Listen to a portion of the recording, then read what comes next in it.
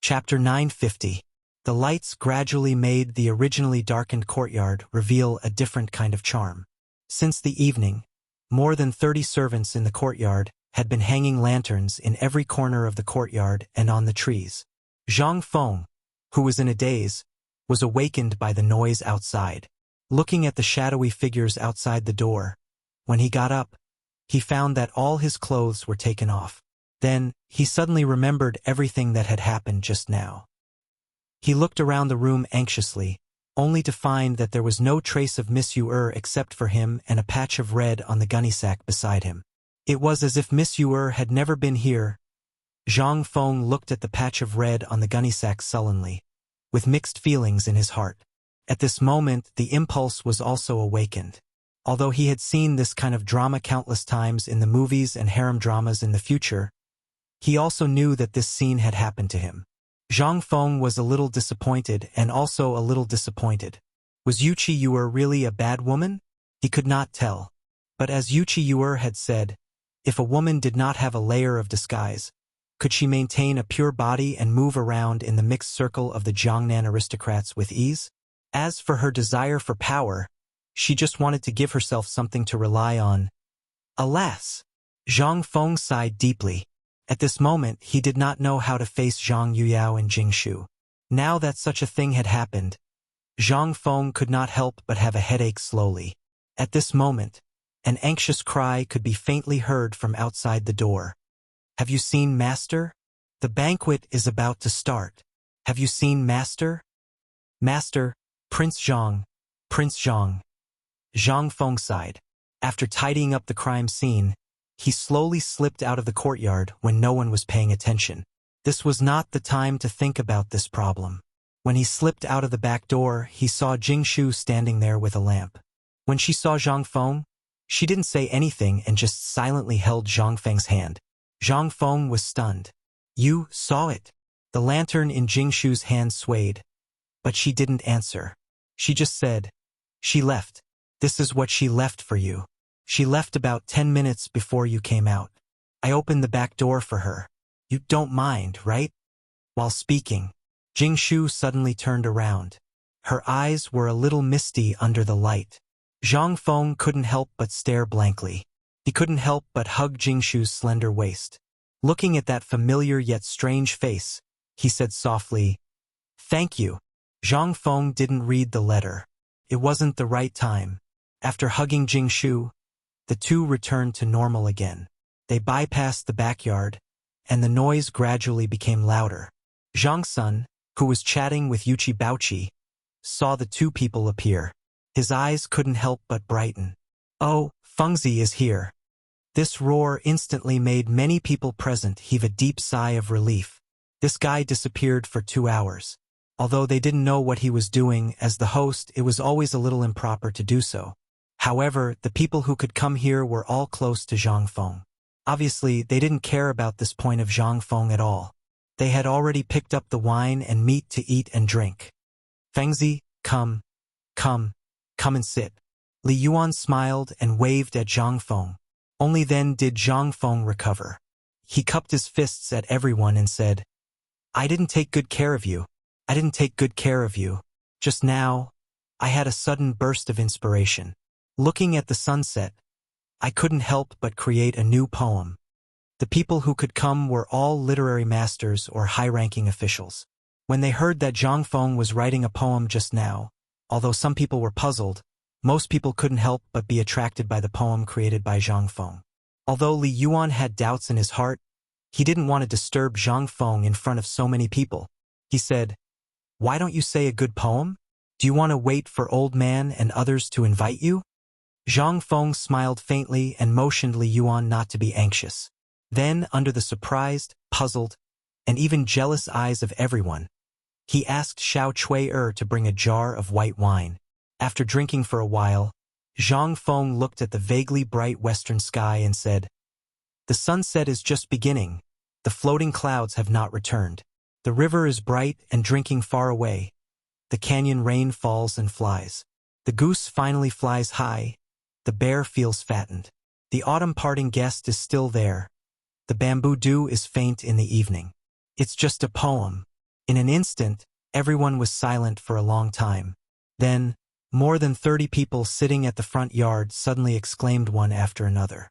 Even Yu Shernan and the other 3 people got up excitedly and asked almost at the same time, "Boy, this poem, is it really written by you just now? Who wrote it for? Who wrote it for?" Zhang Feng looked at the sunset with a complicated gaze. "For yesterday, for the past, for the ancients. Isn't it happy to say goodbye to the old and welcome the new?" Several people were a little suspicious. In the field of poetry, no one could understand the meaning of it better than them. Li Shimin sighed slightly and shook his head. "Good poem. Come, come, come, everyone, raise your glasses and toast to Zhang Feng's poem. Fengzi's poem is not bad, but I think the last sentence of Fengzi's poem is better. Saying goodbye to the old and welcoming the new.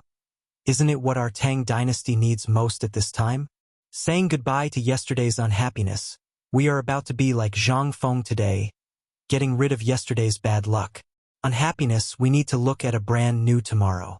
Isn't this kind of curiosity happy?" Chapter 951. After being complimented by Li Shimin. In an instant, everyone present praised Zhang Feng's talent. Zhang Feng just chuckled. While no one was paying attention, he whispered into Li Qian's ear while toasting, "Make a copy of this poem immediately and give it to you personally. If you're my brother, help me once. I, Zhang Feng, owe you a favor." Li Chengqian sighed. He left without saying anything. Others might not know what Zhang Feng had just done, but as the crown prince, as well as Wei Zheng, these wily old foxes, how could they not know what Zhang Feng had done? However, they also understood Zhang Feng's meaning from this poem. This was a farewell. The banquet officially began with Zhang Feng's poem.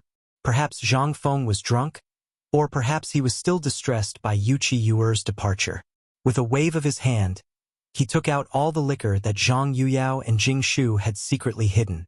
Zhang Shan's face changed in anger. However, under Chang Chumo's whisper, Zhang Shan excitedly pulled Chang Chumo aside and called him brother. What else could they do? Wait for these people to finish drinking all the liquor?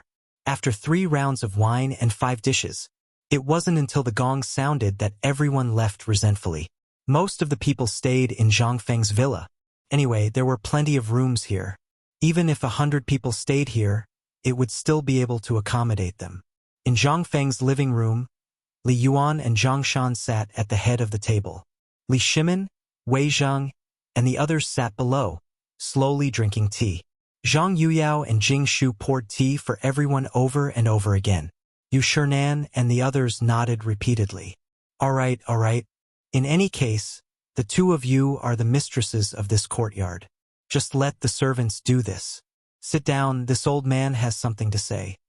Li Yuan waved his hand and motioned for the 2 to sit down. Then, after looking around, Li Yuan said, "The housewarming of this courtyard is settled.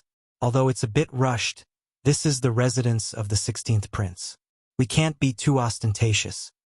However, this house is already here."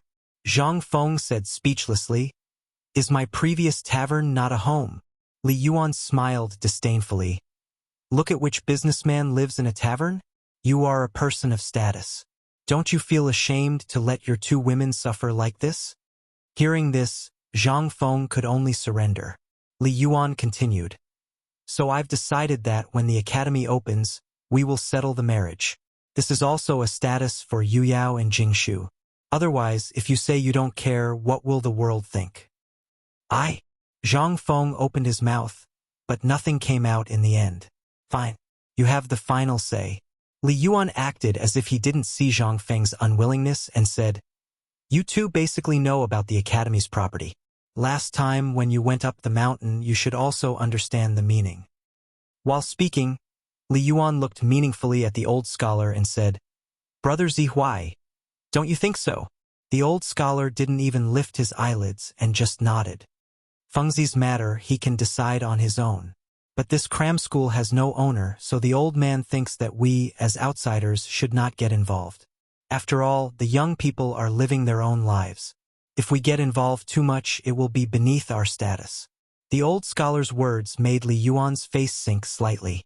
Didn't this mean that he got involved in the matter between Zhang Feng and Yu Qiyu? The old elementary scholar really meant it that way. Although Zhang Feng was a rascal, he was shrewd. As for Yu Qiyu's matter, when he was at Chang and University, he had inquired a lot. What kind of people were in Chang and University? They were all stubborn people in Chang, and the second generation of officials in Chang'an. They knew these things better than anyone. The reason why he didn't stand out clearly was that he wanted to see Zhang Feng's own opinion. He didn't want Zhang Feng to regret coming to his age. As for the poem just now, he naturally understood the meaning behind it. He changed the topic and asked, Fengzi, that poem just now, do you have a poem? Wan Qing.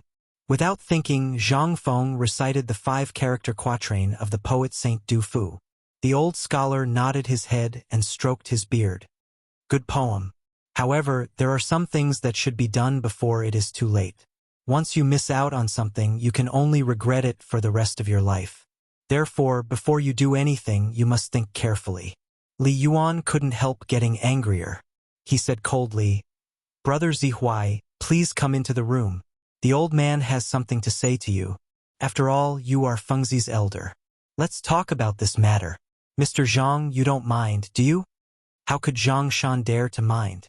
At this time, the coldness in the two's words made him tremble with fear. He nodded hurriedly. Zhang Feng opened his mouth, but in the end, under Li Shimin's signal, he sat down. When the two entered the room, Li Shimin said, It's getting late. I have to go back. I'll disturb you another day. While speaking, he left with Zhang Sun, Wu Go and Li Tai, who made faces at Zhang Feng. When Li Shimin left, Wei Zhang and others also hurriedly bid farewell. As for Yu Shernan and others, they just patted Zhang Feng's shoulder slowly and followed Zhang Shan to their guest room. At this time, in the living room, under the flickering lights, only Zhang Feng and the two girls were left.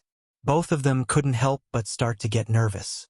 This conversation was obviously targeted at them. Chapter 952. In the inner room, behind the screen in the living room was Zhang Feng's study room.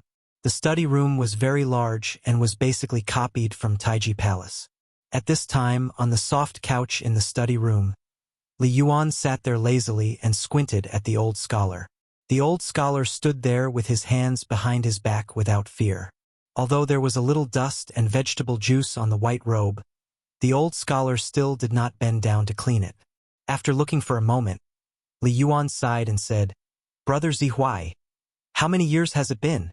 Do you still want to make things difficult for me? No, I just can't stand it. Old man has been upright and plain-spoken all his life. He can't stand people who want to meddle in everything. The old scholar retorted without mercy. Li Yuan seemed to have expected it. He smiled bitterly and said, I thought you had let it go. For more than 10 years, you were in a corner of Chang and City and I was in a corner. How similar are we? But I can see through it, why can't you see through it? Fengzi? The old scholar waved his hand and said, Don't involve Fengzi in this matter. Although I don't know what you are planning, if you dare to interfere in this matter, old man will tell Fengzi the truth even if he has to risk his life. The truth that the old scholar said was naturally the identity of Li Yuan and the others. Hearing this, Li Yuan really did not know what to say. After a moment of silence, he said, You also know that we have no evil intentions. The matter between Erlang and Fengzi, as well as all the things that have happened during this time, you must have seen them. I have long regarded Fengzi as a friend, as you when you were young. Don't mention the past. The old scholar scolded angrily, which was rare for him. It seemed that he did not want to mention the past, which was like a nightmare. Li Yuan bitterly laughed.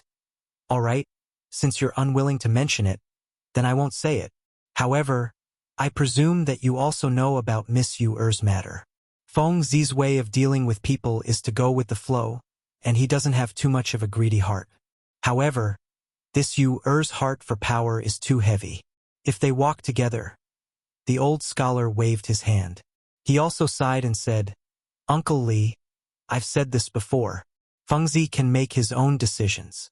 If it weren't for you, he wouldn't have gone to Yangzhou, and Yangguang wouldn't have. Don't tell me you want to repeat the same mistake? With this, Li Yuan finally shut his mouth. A pained expression appeared on his face.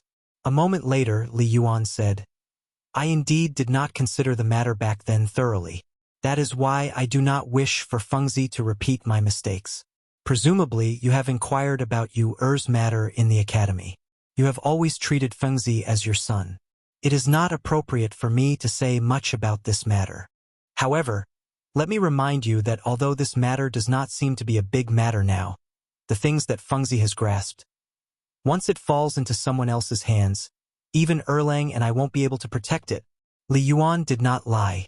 The things in Zhang Feng's head, anyone could think of, and there were even people who had always wanted to murder Zhang Feng. If it were not for the Chang and garrison waiting around, as well as Li Shimin and Li Yuan standing on the surface, Zhang Feng. But now, once this Yuchi Yuer got involved, everything would be hard to say. It was very likely that the network that Li Shimin, Li Yuan, and the others had woven to protect Zhang Feng would be completely broken. It was not that Li Yuan was not considerate. Zhang Feng was a lazy fellow who was used to going with the flow and was carefree. However, the old scholar said, have you ever thought about what is the most important thing for a woman, or a person, to protect themselves? Power, as well as a sense of security and a backer.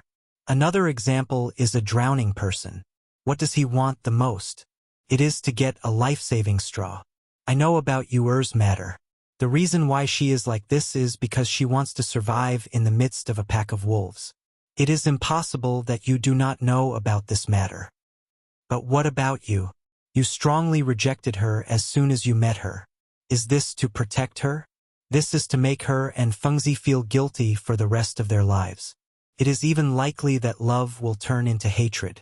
This is a seed of hatred. Think about it again.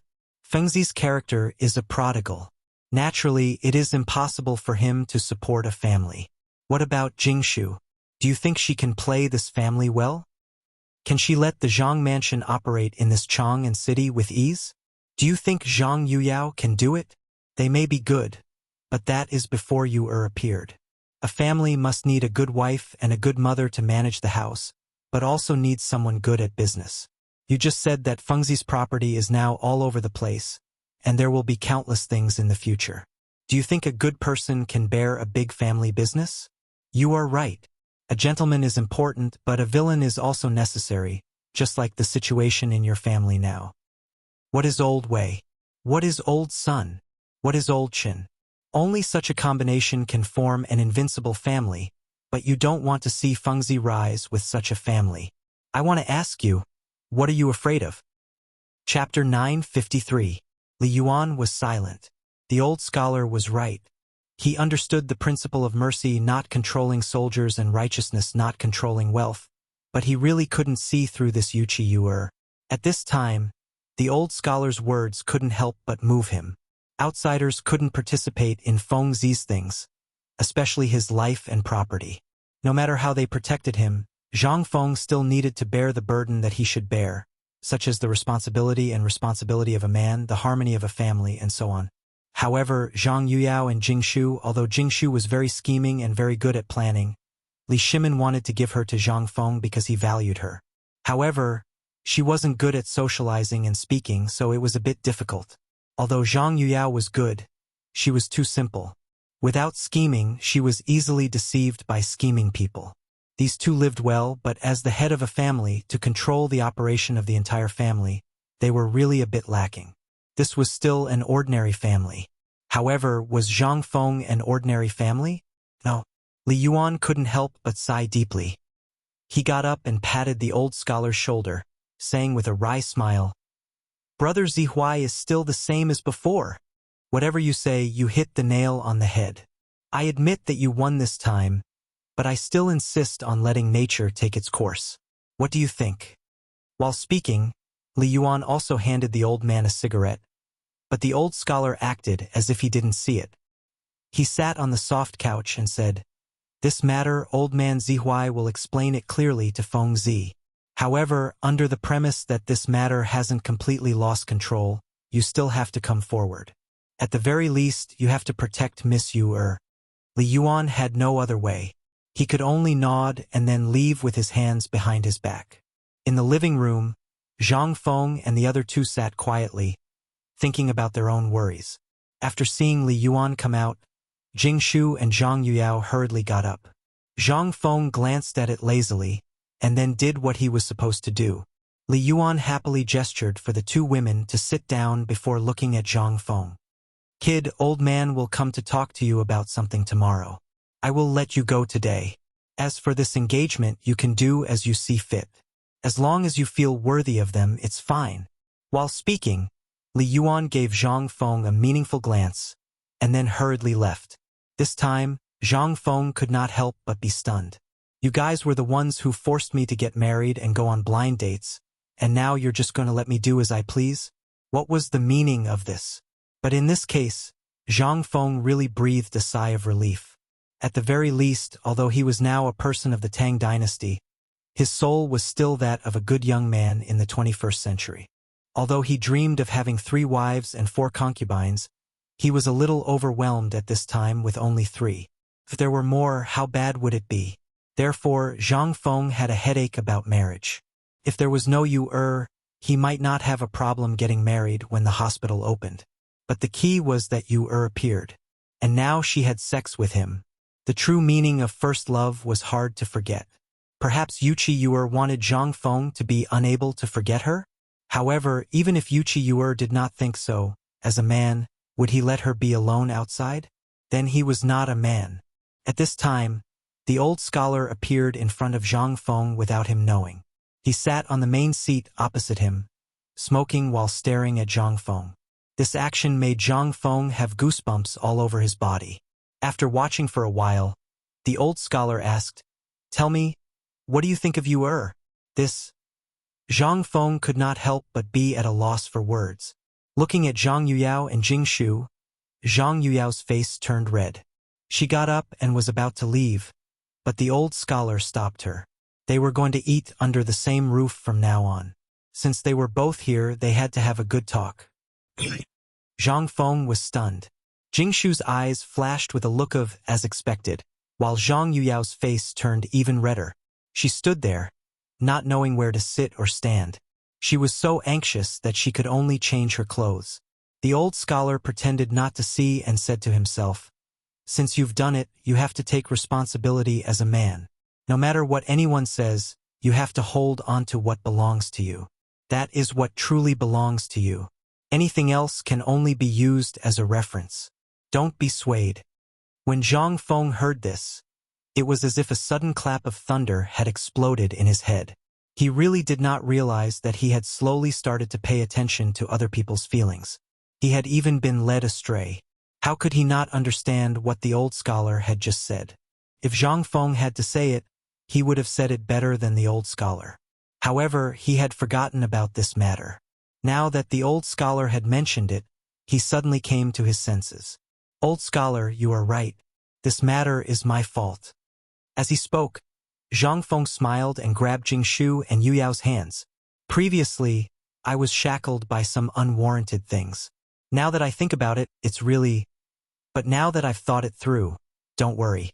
Once I'm done with my work, I'll definitely give you a wedding that you'll never forget. How about it?" Chapter 954. Yu felt as if her entire body had been torn apart. However, the pain in her body made her feel a little sweet. However, the crack in her heart made her feel as if she had lost all her strength at this moment. She didn't know what she had done wrong. Why did the emperor and retired emperor reject her so much? Was it because of her face? Yu sat in front of her dressing table and stared at the beautiful face reflected in the bronze mirror. For the first time, she felt a sense of disgust.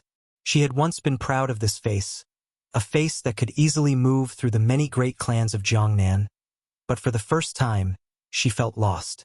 She hated it. Yu sat in front of the mirror for an entire night. Early the next morning, a maid knocked on the door. Yu only reacted after a while. "Miss, it's time to leave." "But there's someone at the door. He says he's looking for Miss Yu. He's from the palace." Yu turned around with some bitterness. She glanced at the door, then said indifferently, "Let him come. Miss Yu, I'm here on retired emperor's orders." An old eunuch's voice sounded at the door. The moment the voice sounded, Wuxia froze. She had no choice but to hurriedly open the door and bow slightly to receive the order. The old eunuch was naturally one of Li Yuan's men. He glanced coldly at Wuxia, then said indifferently, "Retired emperor said to take care of yourself. He and his majesty will no longer interfere in the matter between you and Prince Zhang. However, you must remember not to implicate the Wuxia family." After saying that, the old eunuch looked meaningfully at Wuxia and said, "That's all. This is the result of His Majesty, retired emperor, and Her Majesty's discussion last night. I don't need to say anything more about Prince Zhang's matter, do I?" Seeing that Wuxia didn't speak, the old eunuch continued, "I'll give you a word of advice. If you want to stay, don't think too much. Prince Zhang is the most awesome death exemption gold medallion. Do your wife's affairs well and manage the household and property is the right path. Do you understand what I mean?" Wuxia's face was already covered in tears. She was pleasantly surprised, but more than that, she was at a loss. The old eunuch glanced at Wuxia, then slowly walked away. After he left, the servant girl happily helped Wuxia up. "Miss, you don't have to leave. There's no need to leave." Was there really no need to leave? Wuxia turned her head and looked at the poem that Li Chengqian had personally delivered to her on the dressing table. She couldn't help but be at a loss. She had indeed thought about scheming before, but after thinking about it for the entire night, she understood a lot even though she was still unwilling to give up. So what if he had immense power? So what if he had the power to overturn the world? She was a woman, and all she needed was a safe harbor, a man who truly loved and cared for her. Before last night, she didn't understand.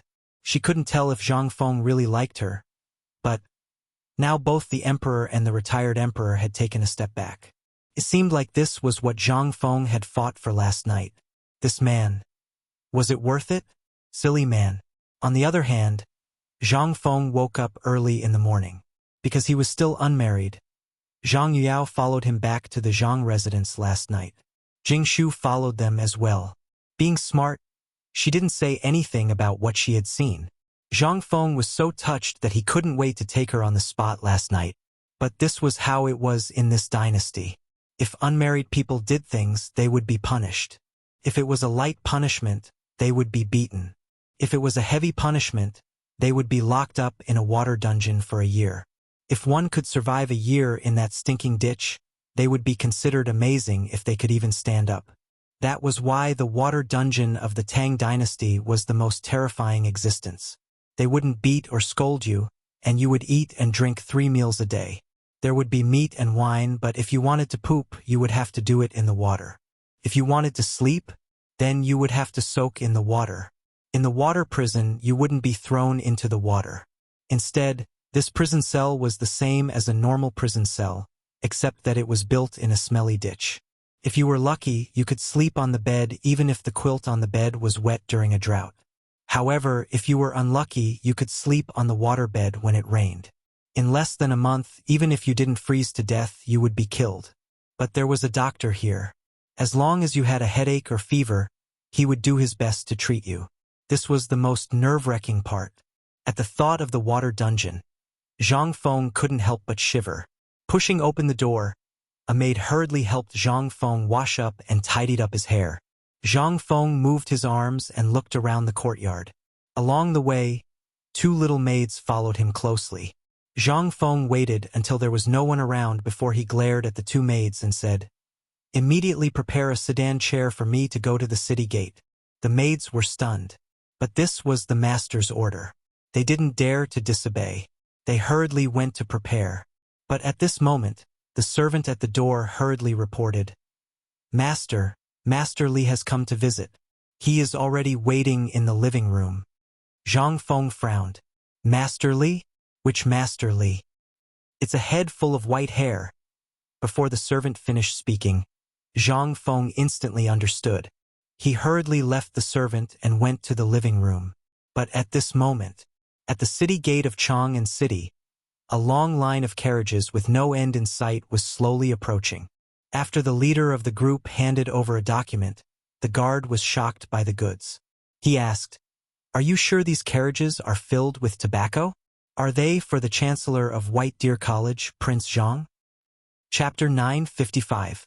In Zhang Feng's living room, Li Yuan was lying on Zhang Feng's tigerskin recliner, smoking leisurely and playing with Zhang Feng's small wine jug.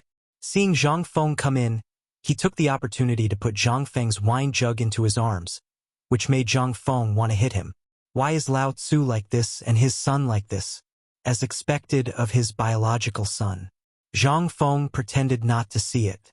Anyway, this thing can be mass-produced now. If he likes it, I'll just give it to him.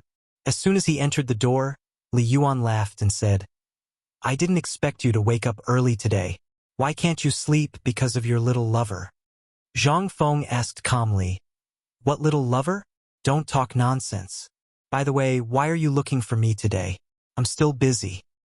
Are you interested in the Dongdu?" Li Yuan smiled faintly, and a strange look flashed in his eyes.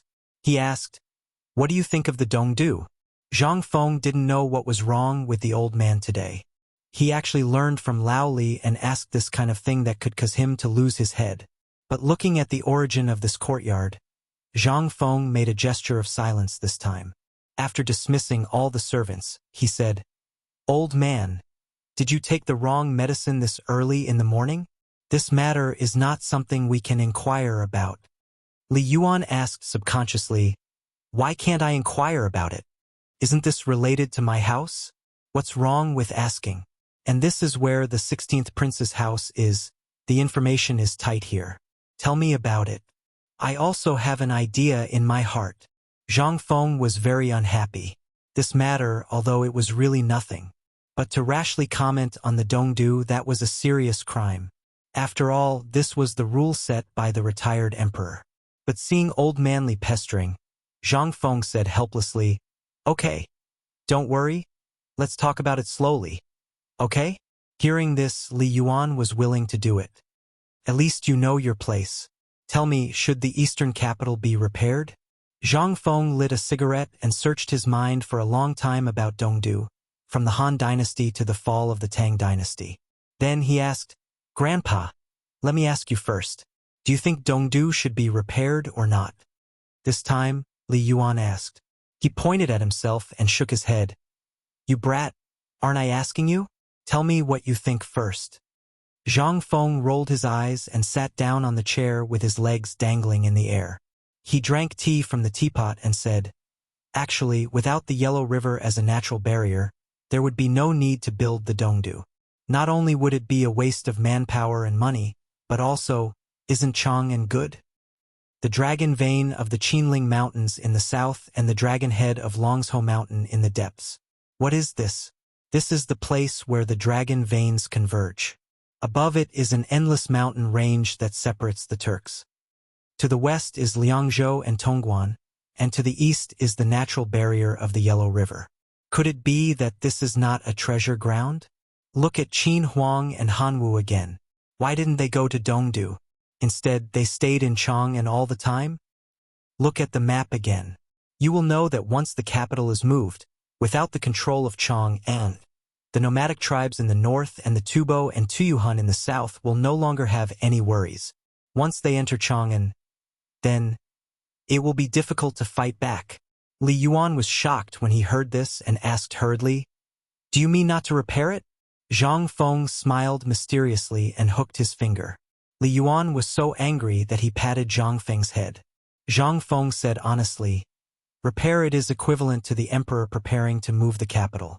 Once the capital is moved, it will inevitably cause turmoil in the north. Once the north is in turmoil, the various clans in the south will slowly taste it." Li Yuan couldn't help but slowly sink his face. Although he didn't participate in the court at this time, Dongdu had always been a knot in his heart. Building it was the general trend. Moving the capital was also for this aspect. It was around the change of Wei River that he had this idea and proposal. But at this time, Zhang Feng said so. Li Yuan suddenly thought of the invincible thing made by Zhang Feng and the gun that was being cast. He couldn't help but feel a little scared at this time. He couldn't help but feel a little upset at this time. The matter of building the Dongdu had long been discussed in the imperial court. At this time, the national strength of the Tang Empire was basically unable to bear the renovation of the Dongdu. Li Yuan asked again, "Are you sure that it's useless to build the Dongdu now?" "It is still a little useful. Although the previous dynasty was a waste, it did a good thing. It connected all the major river areas in the Tang dynasty. Dongdu must be built, but the premise is that after the iron-armored ships are built, thousands of miles of Jiangnan will be reached in a day.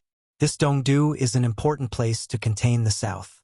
Zhang Feng changed the topic and added, "But the premise is that we have to complete the integration of the northern forces before that, as well as intimidate them. Otherwise, do you think the emperor will agree to the matter of a turtle-dove occupying a magpie's nest and becoming king? He is not a fool." Li Yuan couldn't help but secretly say, "Sure enough.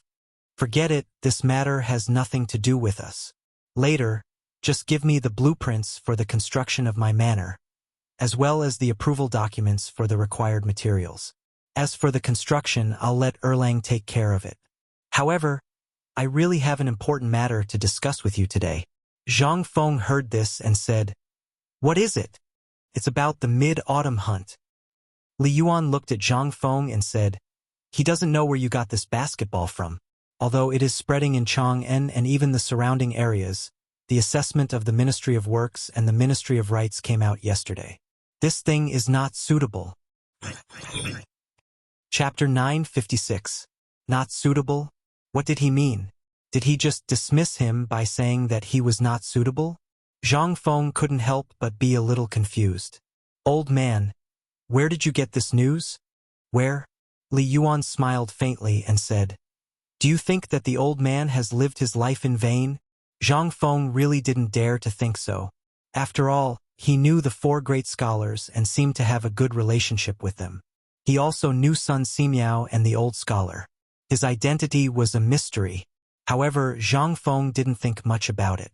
After all, a businessman was bound to make friends everywhere. It was normal to have such a network. He couldn't help but ask hurriedly, "Tell me?" Halfway through his words, Zhang Feng suddenly exclaimed, "Did you get the news from the Ministry of Works? But there are still 6 days. Damn it, he should have sent it to me earlier. This is Chang'an City. Would he die if he sent it to me earlier?" Li Yuan leaned close to Zhang Feng and whispered, "I suspect that this is the work of the Imperial College. What are you going to do? Are you going to destroy the Imperial College, or—" Zhang Feng couldn't help but shiver. He seriously doubted whether this old man was mentally abnormal. Why did he always like to encourage him to do stupid things? The Imperial College, what kind of place was that? That was the National Academy appointed by the Emperor himself. It was the first academy of the Tang dynasty. Did he want him to destroy it? Zhang Feng wanted to, but was it possible? Zhang Feng stared at Li Yuan speechlessly. Li Yuan was a little embarrassed. "Why are you staring at me?" Zhang Feng stared at Li Yuan and said, "I want to see if you are awake. I beg you, don't tell anyone about this kind of thing. Don't tell anyone that you said it to me. Otherwise, I don't want to die." "Was it so terrible?" Li Yuan sighed. Forget it. Forget it. Let's not talk about this. I heard that there were people from the Ministry of Works, the Ministry of Rights, and the Ministry of Appointments. After hearing about this basketball, they felt that it was new and tried it out. In the end, several of them had their bones broken and are still lying in bed. Zhang Feng's eyes turned green when he heard that. He asked in a trembling voice, "May I ask, do they know the rules of basketball? Don't tell me they're using kuju to play basketball?" "What's the difference?" Li Yuan retorted. This time, Zhang Feng was stumped. He fiercely rubbed his face and pointed to the door. "Don't you know that I have pasted a notice on every basketball court? Could it be that they didn't even take a look? Didn't anyone teach them how to play basketball? Didn't you tell them that I use my hands to shoot the basketball? Oh my God! What did Zhang Feng, do wrong?" F***ck his mother. At this moment, Ma Zhou rushed into the study with an innocent face. Without waiting for him to salute, Zhang Feng asked speechlessly, "Aren't you practicing? What's going on? Why don't you stay on the mountain? Are you here to be scolded? Okay. Can't we talk nicely?" Li Yuan hurriedly persuaded Zhang Feng. Then, he looked at Ma Zhou and asked, "Tell me what's going on?" Ma Zhou was a little confused. What happened to Zhang Feng today?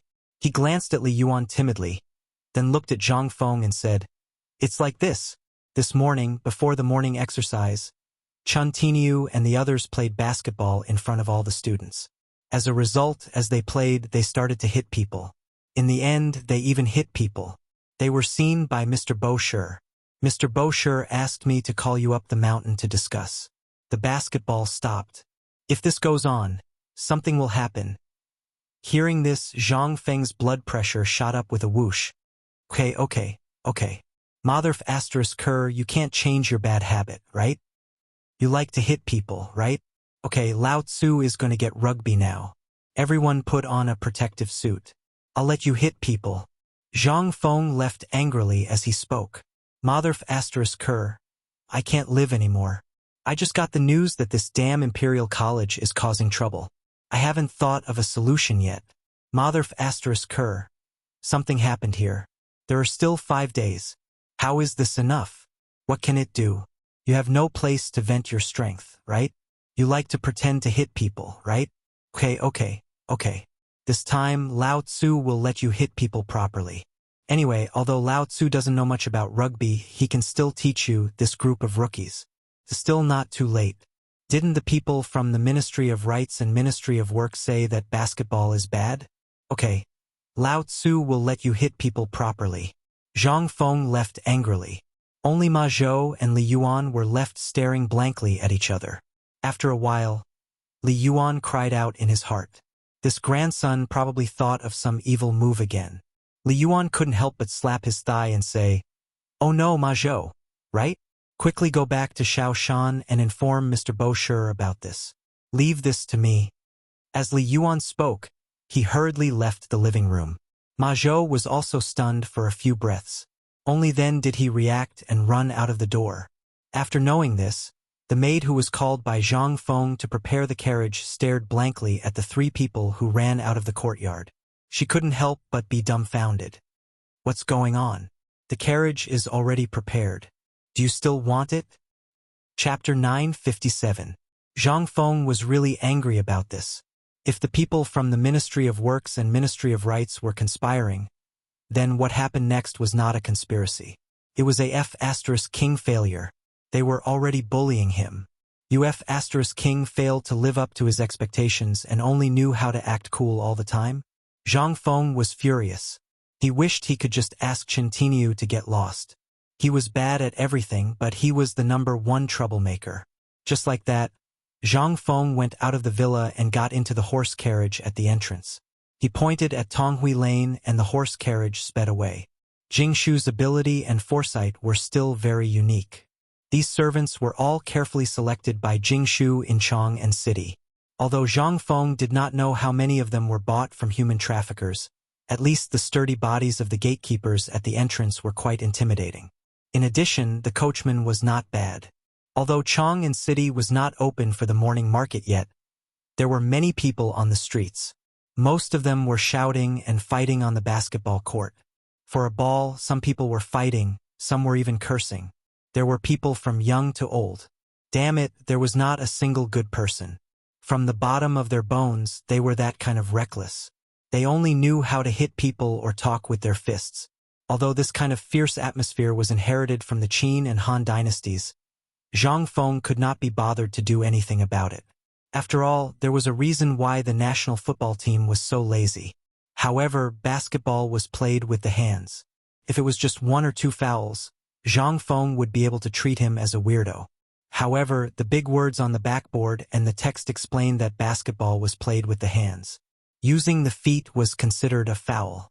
However, along the way, Zhang Feng saw people who listened to him. However, not everyone was like that. Zhang Feng passed by 5 streets. On these 5 streets, he saw some people who were relatively gentle and thin. They still did things according to the rules. Zhang Feng could not help but wipe away the urge to abolish basketball in his heart. As long as there were people, there was hope. It was just that everyone had not changed their habits. At this moment, One side of Tong Hui Lane was shrouded in a layer of gray smoke. This kind of smoke was somewhat choking, somewhat pungent, and made one's chest feel stuffy. Evidently, it was coming from the chimney of the cowhide ovens where rubber was being boiled. Zhang Feng didn't go directly to the beef hide yellow. Instead, he returned to the tavern and prepared some food. After finishing his meal, he took a lunchbox and went to the brewery next door. Someone had already blocked the entrance from the inside, leaving only a small door that could only allow one person to enter and exit at a time. There was a large notice written on the door, which roughly meant that this place was temporarily closed. However, there was still an old man dozing off on the wooden stool at the entrance with his eyes half closed.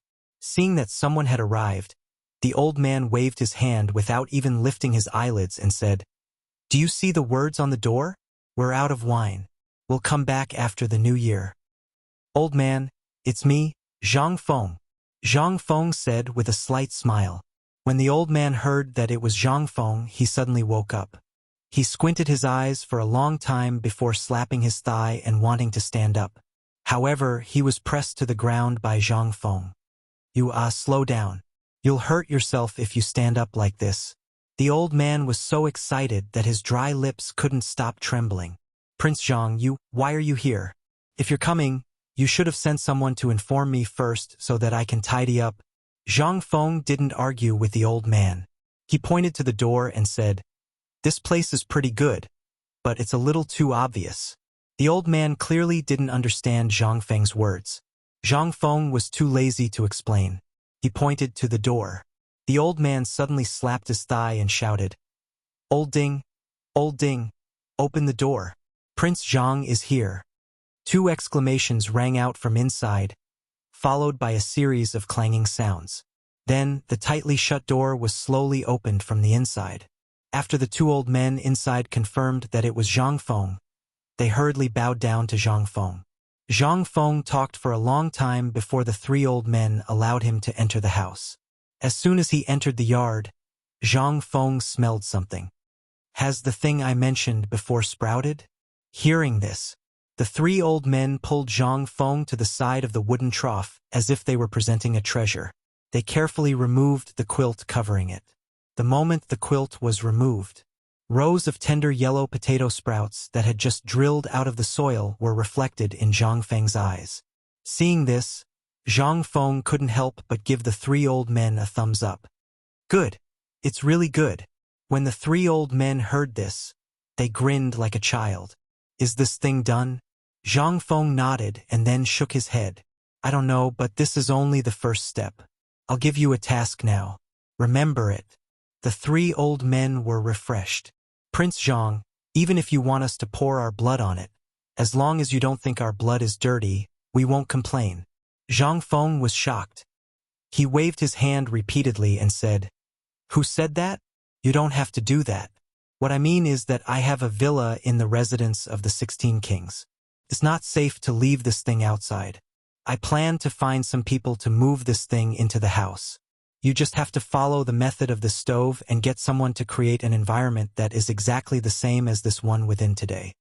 As for the materials, you can ask the old village chief for them." Chapter 958. The three old men had heard about this at the door yesterday. For old men like them who were lying on the ground waiting for death, it was already a great favor for Zhang Feng to give them a mouthful of food. Not to mention that the task given to them at this time was so simple. They actually had wine and meat every day. Even if they had lived for most of their lives, they dared not imagine such a life. But in the end, they could actually have such a good life every day. But now, Zhang Feng actually asked them to live in the residence of the 16th prince? What was that place? That was the most prosperous and enviable place in the whole Chang'an city, except for the imperial palace. How could they live there? Zhang Feng ignored the three old men's nagging and refusal. He pointed to the tender seedlings in the wooden trough and said, "These things are cultivated by you. Do you have the heart to give them to those who don't know anything and let them spoil them? This is my painstaking effort. You also know that this is Zhang Feng's big secret. Are you not going to help me?" While speaking, Zhang Feng flicked his sleeves angrily and said, "Think about it carefully. If you want to go to the old village head or go to Chang and University to find Lao Xiao and ask him to send someone to carry this thing. If you don't want to go, just tell Niu Pai Huang." After Zhang Feng finished speaking, he left. Only the three old men were left in a daze, with tears running down their faces. The potato seedlings sprouted. Zhang Feng was happy and worried at the same time. He was happy that the potatoes did not go bad after soaking in the sea, but he was worried about the problem of pollination. Everything else was easy to deal with, such as photosynthesis, temperature, and so on. It was July now, and the temperature in Chang and city was still very pleasant. At least before October, the temperature was still warm enough for the potatoes to mature. The most important and troublesome thing was the problem of pollination of these potatoes. He had to do it himself. Once insects, birds, butterflies, and flies contaminated the potatoes with other pollen, it would be difficult to say the effect of the potatoes. This was a good variety of potato seeds, so Zhang Feng was particularly cautious. Even if it was slightly affected by the outside world, the production and quality of this thing would drop a lot. This thing was unique in the current Tang dynasty. If this thing was spoiled, it would be really bad. What was this? This was a golden nugget. If he could make it, the money he could make would be much more than the fine salt, not to mention anything else. While thinking about the potatoes, Zhang Feng slowly walked on the street of Tonghuifang with his hands behind his back, thinking about all the things that had happened during this period. At this time, Zhang Feng unknowingly walked to the door of Cripple Wang's house. He bumped into Cripple Wang, who was going home to get something. Cripple Wang almost did not recognize Zhang Feng.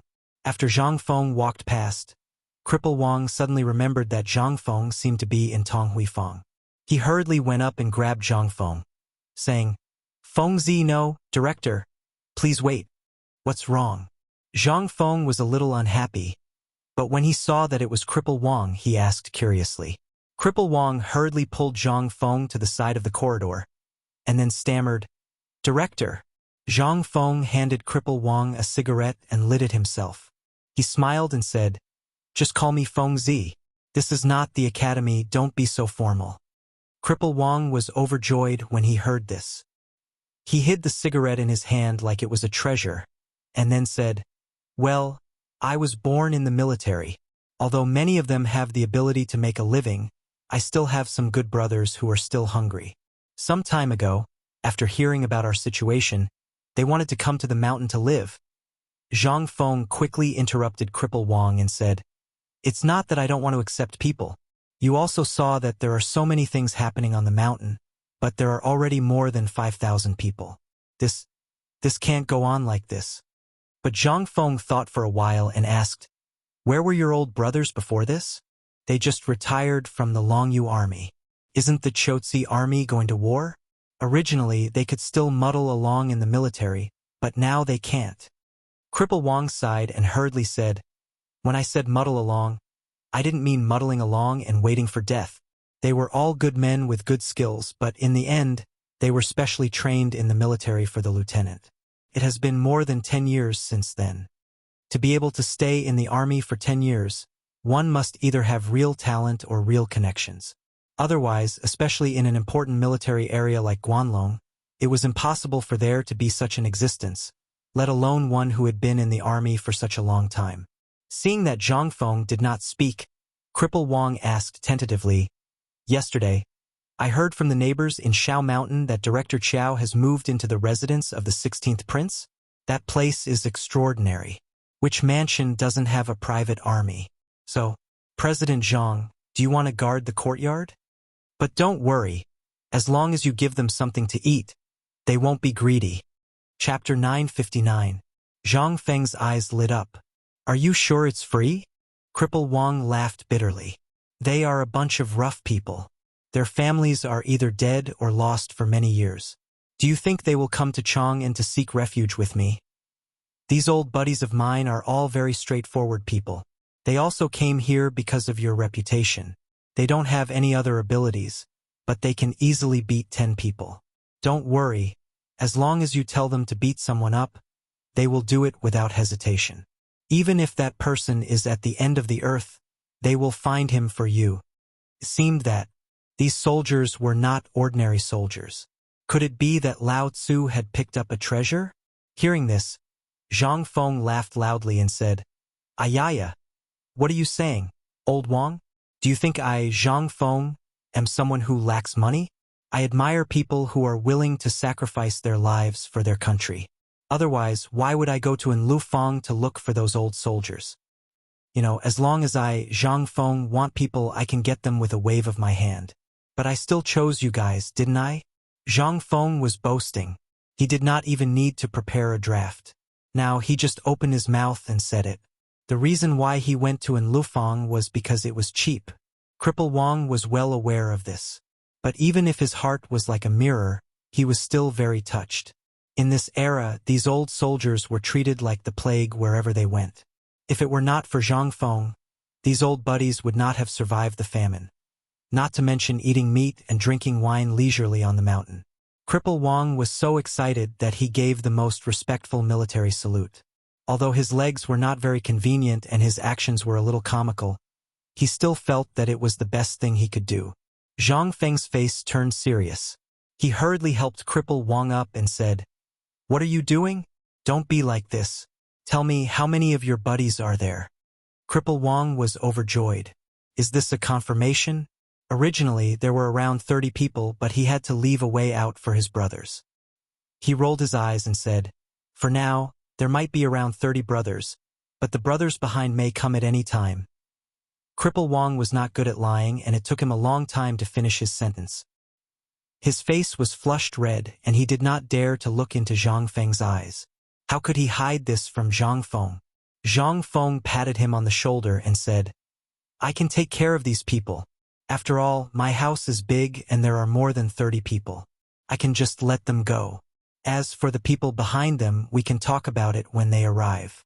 I'm going to set up a security department. If your brothers are reliable, I'll take as many as you have. What do you think? Security department. Cripple Wang did not know what it was, but Zhang Feng actually said that he would take as many as he wanted. This time, Cripple Wang was so happy that he almost wanted to hug Zhang Feng and take a bite out of him. He hurriedly expressed his gratitude. Zhang Feng was also very happy. He put his arm around Cripple Wang's shoulder and thought about the future. To Zhang Feng, the arrival of these veterans was like the arrival of divine soldiers from the heavens. He was still unsure of where the danger was and who was targeting him. From the immortal ointment to the Imperial College, the unknown enemy had been hiding in the dark. Zhang Feng was afraid, especially now that he had a big family and business. He had to find some reliable people. But he did not expect that Tong Huifang would be his lucky day. It gave him a group of excellent veterans. It was simply. In this way, Zhang Feng only needed to wait for Gao Ken to come back from the military training and then set up a security team. Then, thinking about it, the two of them arrived in front of the Niupai Huang workshop. Without waiting for Zhang Feng to shout, Cripple Wang shouted at the top of his voice, Niupai Huang, young Master Zhang is here. This shout was incredible. Originally, in the workshop, Niupai Huang was holding a small teapot and walking with his head held high as he reprimanded his disciples. However, when the words young Master Zhang came out, Niupai Huang instinctively returned to his original form. He hurriedly turned around and after seeing Zhang Feng, he ran out with a salivating face. Prince Zhang is here? I was wondering why air was pooping on my head today. So it is Prince Zhang who has graced us with his presence. Zhang Feng's face stiffened. He was too lazy to talk nonsense. He waved his hand and said, Okay. Immediately arrange some people for me. I want to make a new toy. Niupai Huang heard this and his eyes lit up. Prince Zhang, you don't want to make basketball anymore? Yes, I still want to make basketball. But this new toy must be made by today. Forget it, I will tell you. You make it. It will be faster this way. Zhang Feng was too lazy to talk nonsense. He waved his hand and was about to roll up his sleeves when Cripple Wang was stunned. He asked, Fengzi, then what should I do? You came at the right time. Immediately weave a basket for me. It will look like an egg with two pointed ends. It will be the same size as a basketball. It will look like a stretched ball. Zhang Feng pointed to a basketball with a leather cover on the table and said, Hearing this, Cripple Wang was overjoyed. He hurriedly rummaged through the workshop and finally found a green bamboo in the stove. He squatted in front of the stove and began to weave the bamboo strips. Zhang Feng also began to draw a blueprint in a hurry. When the blueprint was completed, Zhang Feng handed it to Niu Pai Huang. He said, "This is for you. You must make it for me before tonight. Is that okay?" Niu Pai Huang looked at the blueprint and then looked at the blueprint for Cripple Wang.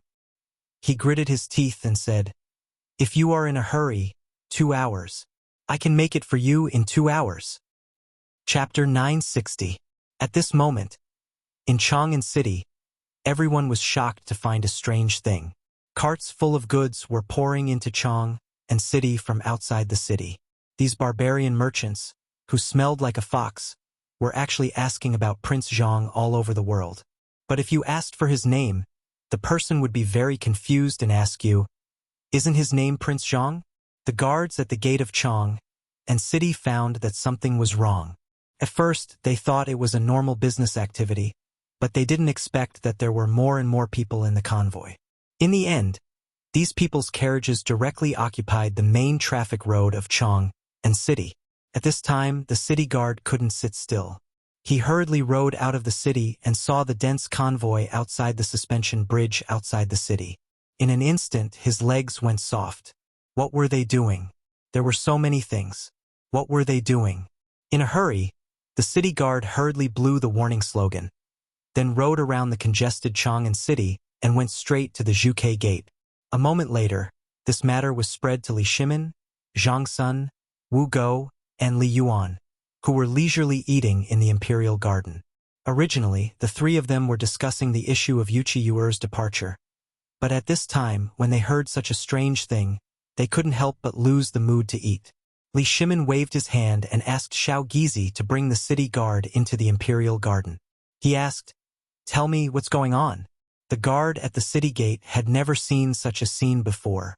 Trembling, he said, "Your Majesty, Your Majesty, Your Majesty, 3 hours ago, a merchant came back and reported that there was a large amount of tobacco to be delivered to a man named Young Master Zhang. At that time, I didn't take it seriously. But now, 3 hours have passed and the main streets of Chang'an have been filled with this group of people. Not only that, but when I went outside the city to take a look, I found that there were more carriages outside the city than inside the city, lining up to enter Chang'an City. If all of them come in, then Chang'an City. You mean tobacco?" Li Yuan's eyes narrowed as he interrupted the guard and asked. When the guard heard this, he trembled all over and hurriedly knelt on the ground and said, "Replying to Your Majesty, it's tobacco." They said it's tobacco, but this lowly one has checked every cart. All of them are a type of grass with an unpleasant smell. Moreover, they look like withered leaves. This lowly one feels that something is wrong. Who would spend money to buy so many leaves? This is simply an idiot. There's a problem. Li Yuan, Li Shimin, Zhang Sun, and Wu Go looked at each other. After that, Li Shimin waved his hand and said, "You can leave now. I will only send the imperial guards to deal with it. Just don't let those outside the city come in." After the guard left, Li Shimin asked, "Father, could it be that this tobacco leaf is—" Li Shimin pointed to the wooden box with cigarettes on the table. Li Yuan laughed and nodded. "It's this thing. There's no mistake. Previously, I asked this kid. He said that there will be a large number of tobacco leaves coming in a period of time. When the time comes, this cigarette can be mass-produced. This is actually something that I found out through his father-in-law's blessing." While speaking, Li Yuan couldn't help but laugh strangely. Li Shimin, Zhang Sun, and Wu Go also looked at each other and smiled. After that, Li Shimin said, "You all eat first. This son will go and deal with this matter." "Wait." Li Yuan interrupted Li Shimin and said, "This matter, it's better for me to deal with it. That kid is very sneaky. However, this kid lives in my villa. He has to give me some compensation. Otherwise, I will feel unhappy when I think of this matter." Li Shimin was a little speechless when he heard this. However, he still bowed and said, "Then I will have to trouble father." By the way, didn't father just say that Zhang Feng, that kid, left in a huff? Could it be that he is still in the city? Li Yuan nodded and said, he received hundreds of thousands of strings of money. Now, those bastards from the Ministry of Works and Ministry of Rights have created such a mess. It would be strange if Zhang Feng isn't anxious. However, this is also good. This time, he is like a donkey. He won't leave even if we chase him away. Right now, he is probably thinking of some new tricks in that rubber factory. Li Shimon's expression became slightly cold when he heard this. How about, I will... No. Li Yuan shook his head and said, this matter, have you found out who did it? Li Shimon shook his head. Li Yuan asked again, then who do you think is the most likely? Guanlong? Li Shimon was certain of this because everything that had happened before was related to Guanlong, and the Imperial College was basically under the control of the Guanlong 8 great clans. There were also quite a few of their people in the Bureau of Works and Bureau of Officials. At this time, for this matter to happen, it was impossible for them to escape responsibility. Seeing the two people chatting happily, Zhang Sun and Wu Go quietly brought all the palace maids and eunuchs out of the imperial garden. However, Li Shimon and Li Yuan did not notice. While Li Yuan smoked, he shook the wine pot that he extorted from Zhang Feng and said, you are right. Guanlong's people also think this way. Therefore, I feel that this matter has nothing to do with Guanlong. Li Yuan's gaze turned cold. He looked at Li Shimon and said, do you still remember last time, when you removed people from the Shandong aristocratic families and even removed them to Longyu? Li Shimon frowned and said, could it be that Father Emperor means that the Shandong aristocratic families have created some trouble again? Chapter 961. At this time, Zhang Feng was immersed in the design of the rugby ball. This thing was different from a basketball. It didn't need to be very elastic. It was similar to the material of a kuju, but it had to be a little softer. Zhang Feng had seen kuju before. It was simply a bamboo strip wrapped in a thick layer of cowhide. This thing was really useless. The bamboo strip was made 3 times, but each time it was unsatisfactory. With great difficulty, Zhang Feng finalized the bamboo strip and the rugby ball's general situation. Then, he plunged his head out of the workshop and breathed in the smell of nature. That feeling was like being reborn. At this time, little Gizi didn't wait for the carriage to stop. He shouted from afar, Prince Zhang, Prince Zhang. Instantly, a chill ran down his spine. He had a déjà vu feeling like he had once seen a ladyboy throw coquettish glances at him on TV. Zhang Feng resisted the urge to vomit and hurriedly retreated several steps until he leaned against the wall. Zhang Feng was an extremely cultured person. When he saw little Gizi in front of him, he stood up straight and calmly made a posture that looked like he could sprint 100 meters at any time. He asked, isn't this Gizi? It's rare to see you come alone. After all, little Gizi was used to seeing all kinds of people around Li Shimon. When he saw Zhang Feng like this, he was a little surprised, but still said, Prince Zhang, what are you talking about? The things I do, even if I add up 8 lifetimes together, are not enough for Prince Zhang. Zhang Feng was too lazy to talk to him. The key point was that he couldn't resist the feminine voice. He asked bluntly, did something happen to Laoli? If Laoli hadn't sent him here, Zhang Feng wouldn't have believed that he would come looking for him even if he was beaten to death.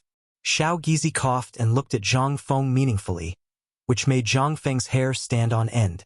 Xiao Gizi said slowly, does Prince Zhang not know what happened in Chang'an City today? What do I know? Zhang Feng was a little confused. It seems that Prince Zhang really doesn't know. 4 hours ago, a group of barbarian merchants arrived in Chang'an City. Zhang Feng nodded and asked, and then, Xiao Gizi glanced in the direction of the entrance of Tonghui Lane and said, but until now, the merchants' convoy has been entering Chang'an City one after the other. It is said that they are transporting tobacco. There are more tobacco outside the city than in Chang'an City. They are waiting to enter the city. Second Master hurriedly asked me to inform Prince Zhang. At this time, they have basically taken control of the convoy outside the city gate. This has caused congestion in Chang'an City. If they enter the city and attract the attention of those big shots, it will be bad. Zhang Feng was stunned for a few seconds. He sucked in a breath of cold air and asked, "You're saying that these carts are transporting tobacco?" Suddenly, Zhang Feng remembered that he had given a handful of banknotes to a barbarian merchant at the Shao Mountain market. As for how much he had given, he had really forgotten. He had only told him to buy as much as he could according to the amount of banknotes. Zhang Feng couldn't help but ask hurriedly, "Do you know how many carts of tobacco there are now?" "Who knows? But won't you know if you go and take a look?" Shao Gizi spread out his hands and said, "Old Master Li also knows about this. He is now waiting for you in your house." In the eyes of the Tangs, tobacco was the same as the leaves outside the city. Most of them were just bigger leaves. With so many leaves entering the city, it would be strange if they didn't panic. At this moment, Niu Weili ran over breathlessly, holding his sky-blue official's robe. As he ran, he shouted, "Prince Zhang, I've finally found you. Hurry up and take a look. The Imperial Guards have been alerted. This time, the whole Chang'an Avenue is in a mess. If you don't go, God knows what will happen." Zhang Feng was shocked when he heard this. He said, "You won't let them go to Shao Mountain?" Niu Weili became even more anxious when he heard this. That damned bastard came from Mount Shao. Tingshuo was driven out by the people outside Mount Shao. There are so many things here. Anyone who sees them will feel uncomfortable. You should go and take a look. Otherwise, there will be a big problem. Zhang Feng couldn't help but feel anxious. Damn it. He didn't expect that there would be so many tobacco leaves. So many of them.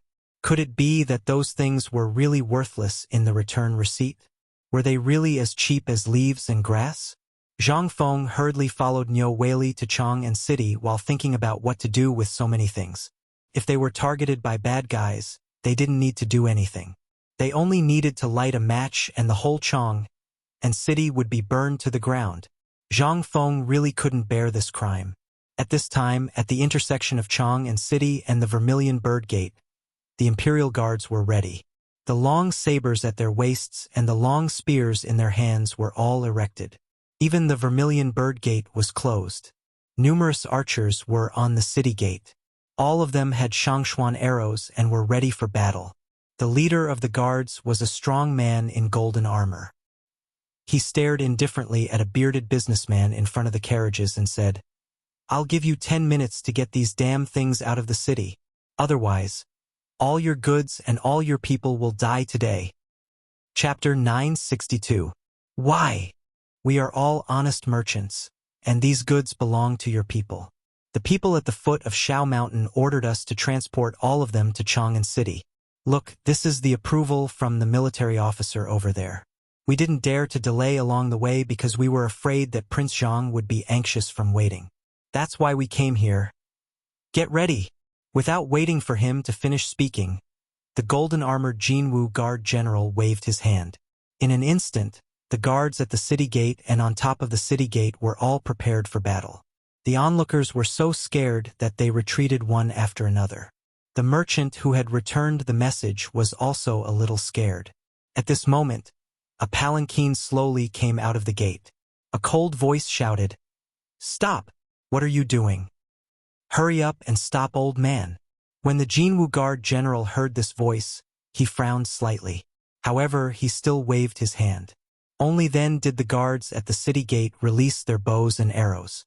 Wei Zheng rushed over as soon as he heard about this. Fortunately, he came in time. Otherwise, all of them would have been finished. Wei Zheng stuck a fake beard on his face, making his original beard longer. Moreover, there were 2 more grayish-white whiskers below his temples. He checked himself with a bronze mirror. After confirming that there were no mistakes, he walked out of the palanquin. The Jinwu Guard had already known about Wei Zheng's and the others' attire. Although he was a little surprised, he wasn't too shocked. The Jinwu Guard General cupped his fists and said, "Elder Wei, you came at the right time. Look at how improper this is. What if there is an emergency military situation and we are delayed? Don't worry. Let me deal with this matter." Wei Zheng touched his beard indifferently. He looked at the merchant who had already been scared silly and said, "The goods themselves need to be handed over to the employer. Is the employer in the Imperial City?" No, but there are too many goods.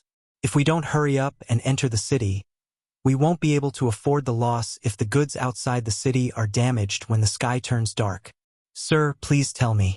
I've come all the way to Chang and from afar.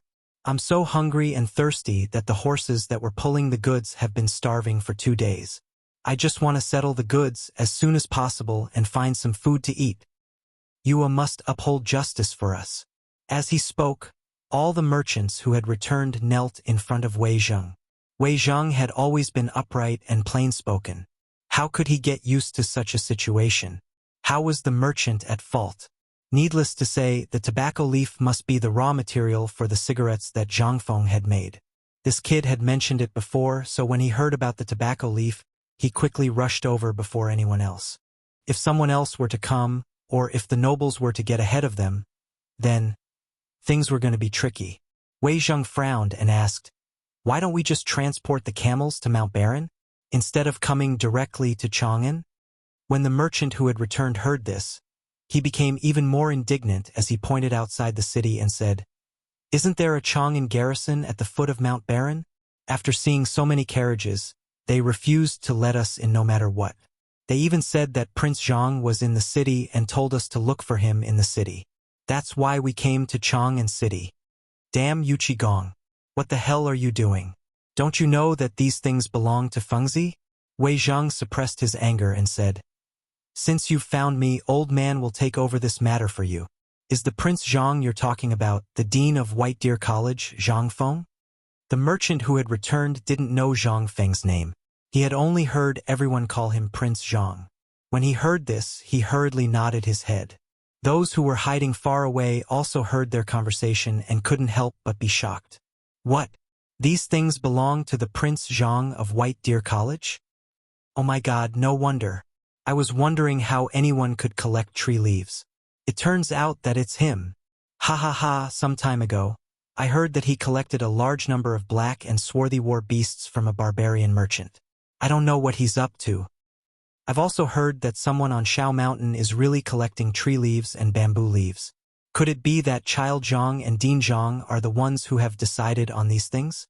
As the discussion continued, Yi Zichen was stunned. The crowd couldn't help but sigh. You should have said so earlier. There are so many tree leaves outside the city. Why would he travel thousands of miles to collect things from foreign barbarians? Stop! Come on, Prince Zhang. He's a god who descended to the mortal world. How can you speculate about him? If Prince Zhang said that these leaves are useful, then they must be very useful. Don't talk nonsense if you don't understand.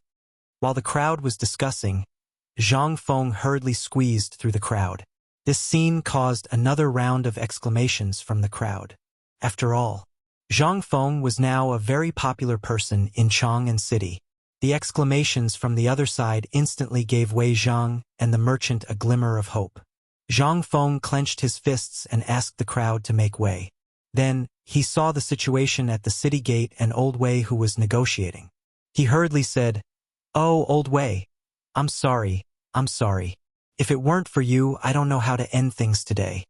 Then Zhang Feng took out a bamboo tube and handed it to the guard in golden armor. The guard glanced at it and saw that it was actually that kind of cigarette. He couldn't help but raise his eyebrows. He didn't know whether to accept it or not. Zhang Feng ignored him and said, "Oh, soldier, this is all a misunderstanding. A misunderstanding. Please calm down. This box of cigarettes is for the brothers to calm down. If you don't have enough, you can go to Tong Hui Fong Yu Lai restaurant to get more. That's my business." Chapter 963. Who else could wear the golden armor? Although Zhang Feng didn't mention it, who else could command the guards of the Vermilion Bird Gate other than the Jinwu guards? At this time, this idiot had occupied the entire Vermilion Bird Gate. If he wasn't caught, it would already be a blessing from the gods. Zhang Feng hadn't seen the Jinwu guards, but Zhang Feng's name was like thunder in the palace. The Jinwu guard commander subconsciously put away the cigarette in his hand and said, "Prince Zhang, this is because of your face. If it was someone else, no matter what the goods here are, you should know the rules. Since this idiot doesn't know the rules, this time we will let him go. However, with so many things, what are you going to use them for?" The commander of the Jinwu guards was well aware of what had happened in the palace just now. After receiving this news, the emperor didn't even need to eat. What did this mean? However, the Jinwu guard commander couldn't figure out the use of these things for a long time. In the end, he waved his hand and thanked Zhang Feng before hurriedly returning to the imperial city.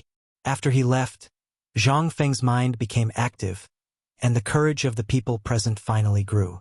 When Zhang Feng and Wei Zhang were about to speak, the merchant interrupted the two and said gratefully, "Prince Zhang, it's all thanks to you.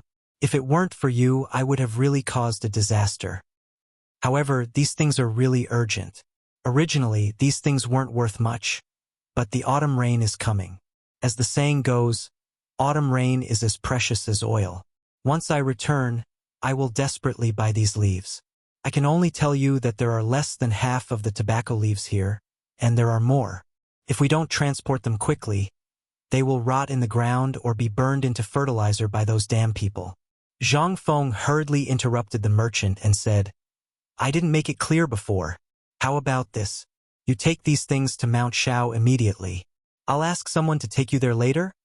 Before Zhang Feng finished, Wei Jing patted Zhang Feng's shoulder and said, "Master Li is waiting for you. Let's wait for a while. It's not urgent to bring so many things to Shao Mountain. We'd better go and discuss a proper way."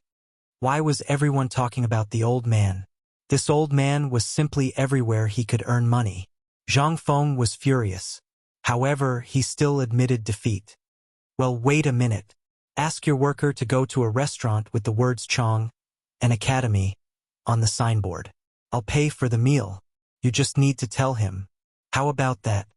While speaking, Zhang Feng and Wei Jing both got into Wei Zheng's sedan and hurriedly left. It was the first time for Zhang Feng to sit in Wei Zheng's sedan. The sedan was very large and spacious. Two people sitting side by side didn't feel crowded at all. In the middle of the sedan, there was a wooden table fixed on the floor of the sedan. There was a bronze mirror on it. At this moment, Zhang Feng's interest was greatly aroused. "Tut, tut, tut. Old Wei, I didn't expect you to use a mirror." Wei Jing blushed. He just hurriedly hid the official robe and didn't put away the mirror. However, who was Wei Jing? He laughed and said, "I forgot to put it away when I was growing my beard. Let's not talk about this. Don't tell me these tobacco leaves are the raw material for making cigarettes?" Yes. You don't believe me?" Zhang Feng spread his hands and pointed to the cigarettes on the table. He said, "If you don't believe me, you can smell this and the tobacco leaves. By the way, you seem to have smoked that cigar, right?" Wei Zhang was simply stunned. When did old man smoke a cigar? Zhang Feng patted his forehead. He really forgot that this thing seemed to have been smoked by the four great scholars and Chen Tinyu. Yes, it seemed that there was also old Master Li. Wei Zhang stared and couldn't help but lift the curtain of the sedan. He looked outside the window at the rows of carriages full of tobacco leaves. His eyelids couldn't help but twitch. "You have so many. How are you going to make them? I mean, what are you going to do? I remember that you only bought one or a few carriages of tobacco leaves at the foot of the mountain. This is enough for us to use. You have so many. What are you going to do?" "If I have any plans, I don't have any for the time being." Zhang Feng shook his head and looked at his teeth in the mirror. He said, "But this thing is probably famous in Chang'an City now. Old Wei, what do you think about opening a cigarette factory?" Zhang Feng waited for a long time, but Wei Zhang didn't speak. Seeing that Wei Zhang had been staring at him, he smiled and said, "I know what you were thinking, Old Wei. Do you know how much I spent to buy these things?" Wei Zhang didn't say anything. Zhang Feng sighed and felt speechless. Then he said, "I only spent about 100 taels of silver or 10 taels of silver on these things. I can't remember clearly, but I guess a carriage should be worth 10 taels of silver." 100 taels of silver? Wei Zhang was shocked. It was at least 3 miles from Chang'an City to the gate of the imperial city, and this was considered a straight road. Even if the carriage covered an area of 10 feet from here to the gate, and then there were the streets and alleys, and counting the distance of 3 miles, how many carriages would it be if a carriage was worth 10 taels of tobacco leaves? Hundreds of carriages? What about outside the city? Wouldn't it be thousands of carriages? Even if it was 1,000 carriages and 10,000 strings of cash, it was only 10 taels of silver. That was to say, if he calculated correctly, there were more tobacco leaves with the 100 taels of silver. Wei Zhang remembered that the businessman just said there were more tobacco leaves. He couldn't help but be even more shocked. How much did this kid buy? How much did he spend? Zhang Feng smiled and looked at the shocked Wei Zhang. He patted him on the shoulder. Then the dizzy Wei Zhang followed Zhang Feng out of the sedan and entered the villa. As soon as he entered the villa, Zhang Feng saw Li Yuan practicing 5 animal frolics in the courtyard. After seeing Zhang Feng, he waved at him and said, "Kid, tell me, what are you going to do about the things outside?" Chapter 964. As soon as they entered the living room, Li Yuan also noticed Wei Zhang, who was like a thinker. He ignored him and looked at Zhang Feng and asked, "Those tobacco leaves are the main raw material for this thing, right?" Li Yuan pointed to the cigarettes on the table and asked. Zhang Feng nodded. "Isn't this obvious? You still have to ask?" He really wanted to make a sign and hang it in front of his chest. It would say that the tobacco leaves that suddenly appeared in Chang'an City are the raw material for cigarettes. To explain this, 1 or 2 people were still okay. Once there were many people and he saw each person, he would be annoyed to death. Li Yuan lit a cigarette and played with it in his hand. "I just heard that the person who replied said that there are still a lot of these things. Where are the people who are planning to use them to fertilize the land? Don't you plan to get some seeds and plant them yourself? As for the use of this thing, as long as these people send the goods up the mountain, they will definitely know what it is for. How many more tobacco leaves do you think they will send you later?" Zhang Feng said with certainty, "You don't have to worry about this. I only spent about 100 taels of silver. Even if it is more, Zhang Feng, can still take it out. However, even if they know the use of this thing, so what? In this world, Zhang Feng, dare to say that other than me, no one wants it. Besides, even if they know the manufacturing method of cigarettes, but Zhang Feng smiled slyly and said, "You, old Master Li, are also a wily old fox. Don't tell me you don't have this bit of business sense?" Li Yuan laughed. He knew what kind of business this was. If he liked it, he only needed to send an edict to the king's tent. Would he dare to not give it? Li Yuan glanced at Zhang Feng and said, "Don't interrupt, kid. Let's talk about this first. Normally, even the cigarettes that we use are stolen. Why did you spend so much capital this time? Do you want to do something big?" Li Yuan was too lazy to beat around the bush. Zhang Feng, this bastard, would definitely drag him into this. This brat definitely knew the purpose of his visit. But it had been so long since he entered the door, and this brat still didn't mention it. He was prepared to beat around the bush. Zhang Feng chuckled and said, "Don't worry. Let's talk about what to do with these tobacco leaves first." No. Who are you trying to fool? Do you think I don't know what you're planning? But let me remind you, once this thing goes up Mount Shao, you might as well throw it away if you want to survive the autumn rain. Zhang Feng rolled his eyes. "Even if I throw away Lao Tzu, I won't let you off so easily. But this thing was very expensive." Zhang Feng really couldn't bear to throw it away. Zhang Feng couldn't help but sigh and say, "Then tell me, what do we do with this thing?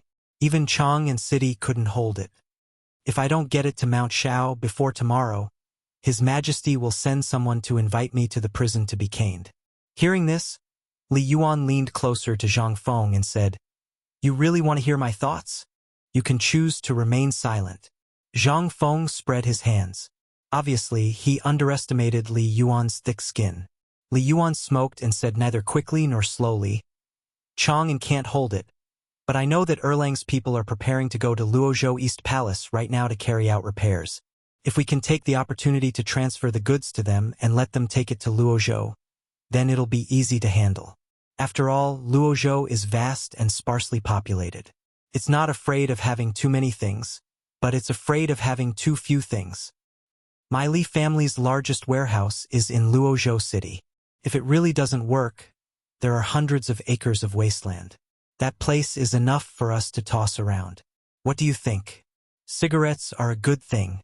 As you said, although there aren't many people who can smoke cigarettes in Chang'an City now, the news about cigarettes has long been spread like a miracle. If we sell cigarettes to the people at this time, it's the best time. Moreover, Luozhou is far from Chang'an, unlike Chang'an, where there are spies all over the world. Zhang Feng hurriedly interrupted Li Yuan. He was a little confused, almost disturbed by Li Yuan. He hurriedly asked, "Old master, I'm afraid of you. Okay?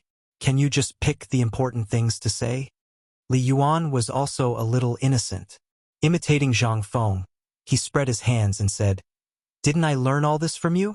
Old master, let's talk nicely. Let's not bicker, okay?" Zhang Feng suppressed the blood in his heart and said with a stiff face, "You want to talk about the expansion of tobacco business, right?" How could he not know what old master Li wanted to say? This guy almost wanted to trick him again. However, how could Zhang Feng be so easily fooled? Under Zhang Feng's insistence, Li Yuan finally smacked his lips and tactfully stopped talking about this matter. Instead, he asked, "How much is the cost of these cigarettes?" Zhang Feng immediately became alert. "Why are you asking this? Isn't it because of this matter you caused that made His Majesty very angry?" At noon, several ministers wanted to enter the palace, but they were forcibly blocked outside by these people. After 2 hours, His Majesty became impatient and gave each of them a beating. Tell me, how can these people not be angry? At this time, Erlang was wandering around in these people's mansions. Otherwise, why would these people care if you're a viscount, the chancellor of Chang'an University, or even the dean of White Deer College? These people were beaten. They have to get back their face. Do you think you can deal with this group of old foxes? Zhang Feng thought about it carefully. It really was true. The Jinwu guards were all dispatched. Although he didn't know what position the Jinwu guards held, that golden armor, the words that person said, and the things that person did could be seen. Could it be that His Majesty was really angry? Chapter 965. In addition, there was a ban in Chang'an. After pondering for a while, Zhang Feng was really frightened. He hurriedly said, "Old master, tell me, what should we do about this?" Li Yuan was delighted, but he still said calmly, "In fact, it's very simple, but I really don't know where the selling point of this cigarette is. You first tell me, what are you going to do with so many tobacco leaves? Do you still need to ask? Isn't this to make cigarettes?" Zhang Feng did not finish his words and hurriedly shut up, but it was too late. Li Yuan had already gotten what he wanted. He smiled and patted Zhang Feng on the shoulder and said, "Yes, you made this thing to sell, so this is business. But now in Chang'an, you don't have to think about it. You will definitely be targeted. Then we have to think of a foolproof plan. You don't have to think about Shaoshan. It's not safe to set up a tobacco factory there. You said you opened an academy. What will others think if you do so many side businesses? Even if you really want to do side businesses, you have to find a place where no one is. Making a fortune in silence is also the way of the king. Otherwise, if you do it so ostentatiously, it will inevitably arouse the disgust of those ministers. At that time, don't say who you have a good relationship with. Those people want to mess with you.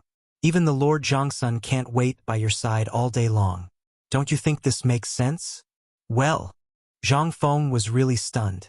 The current situation was unclear, and someone was secretly messing with him. For the time being, he did not know who was doing this. Even if he knew, he could not do anything. Seeing Zhang Feng's situation, Li Yuan struck while the iron was hot and said, "You see, the autumn rain is about to fall. When the weather is wet, these tobacco leaves will be damp after all. Once they are damp, do you think the taste of the tobacco will change? So, I think with so many tobacco leaves, with your current manpower, even if you don't eat or sleep to make it, you can't finish it in a year. But there is such a big piece of meat in Chang'an City. Do you want to let it rot and not let these people eat it?" "Stop!" Zhang Feng hurriedly shouted to stop. If I let the old man continue, would he ask me to commit suicide to atone for my sins?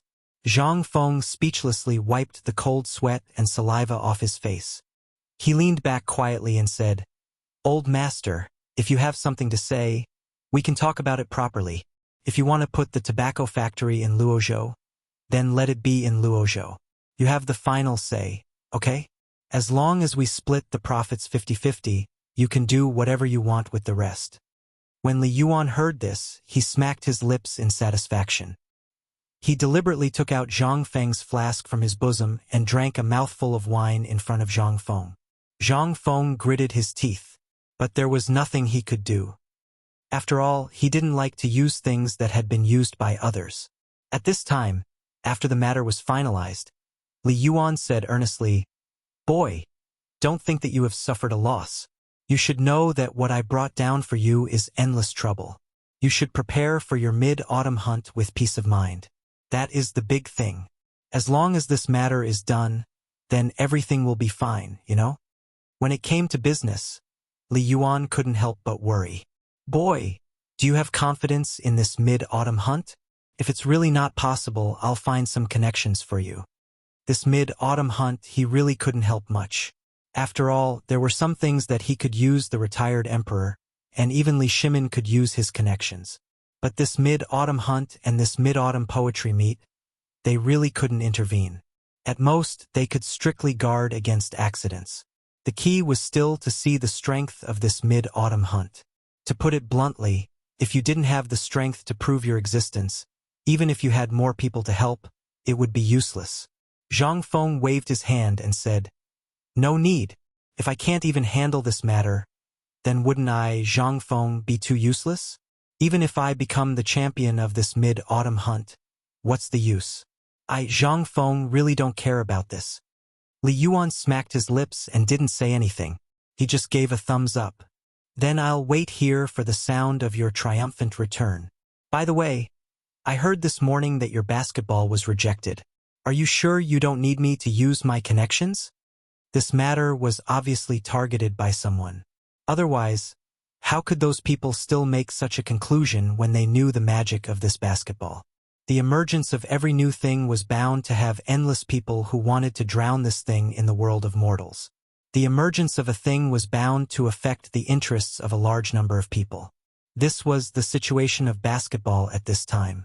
If he wanted to push it, he had to defeat those who pushed and dragged it, and not let it appear. Looking at Li Yuan, Zhang Feng wanted to say his thoughts, but he felt that it would be endless. It was like a chicken talking to a duck. Zhang Feng was too lazy to say anything.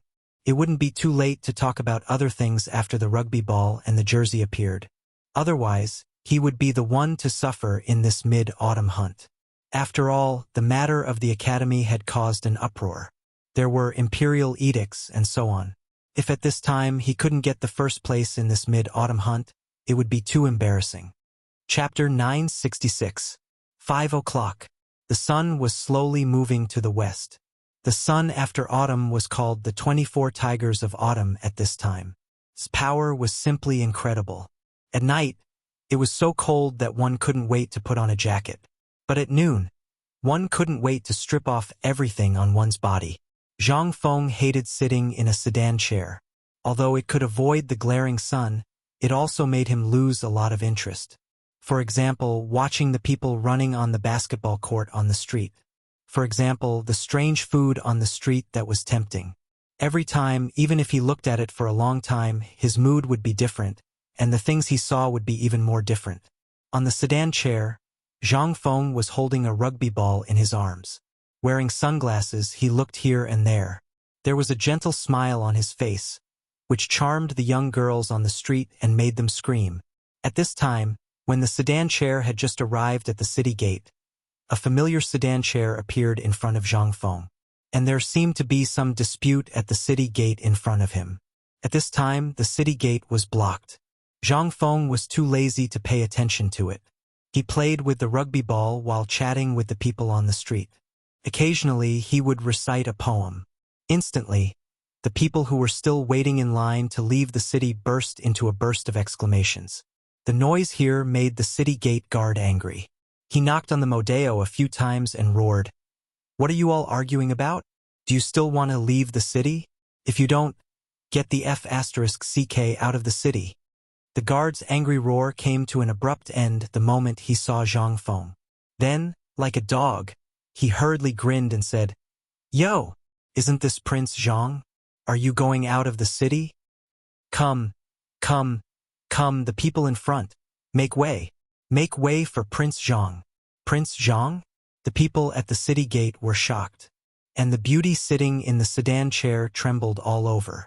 At this time, in the midst of the commotion at the city gate, Zhang Feng couldn't help but put down his legs and sit up straight. He recognized it. Wasn't this the sedan chair that Yu Yuer often rode when she went to find him? Could it be? He suddenly thought of what Yuchi Yuer had said last night, and his heart ached. Was she really going back to Jiangnan? Zhang Feng couldn't help but feel a little anxious. However, there were too many people here. He really couldn't ask Yu Yuer here. He could only helplessly urge the sedan bearers to quickly leave the city. When they passed by Yu Yuer's sedan, Zhang Feng and Yuchi Yuer, who was in the sedan, were unusually nervous. It was as if they had been caught having an affair. But in the end, Zhang Feng was still defeated by reason. He sighed and walked out of the city gate. Once he was out of the city, Zhang Feng looked at the fork in the road and asked, "Which road leads to Jiangnan?"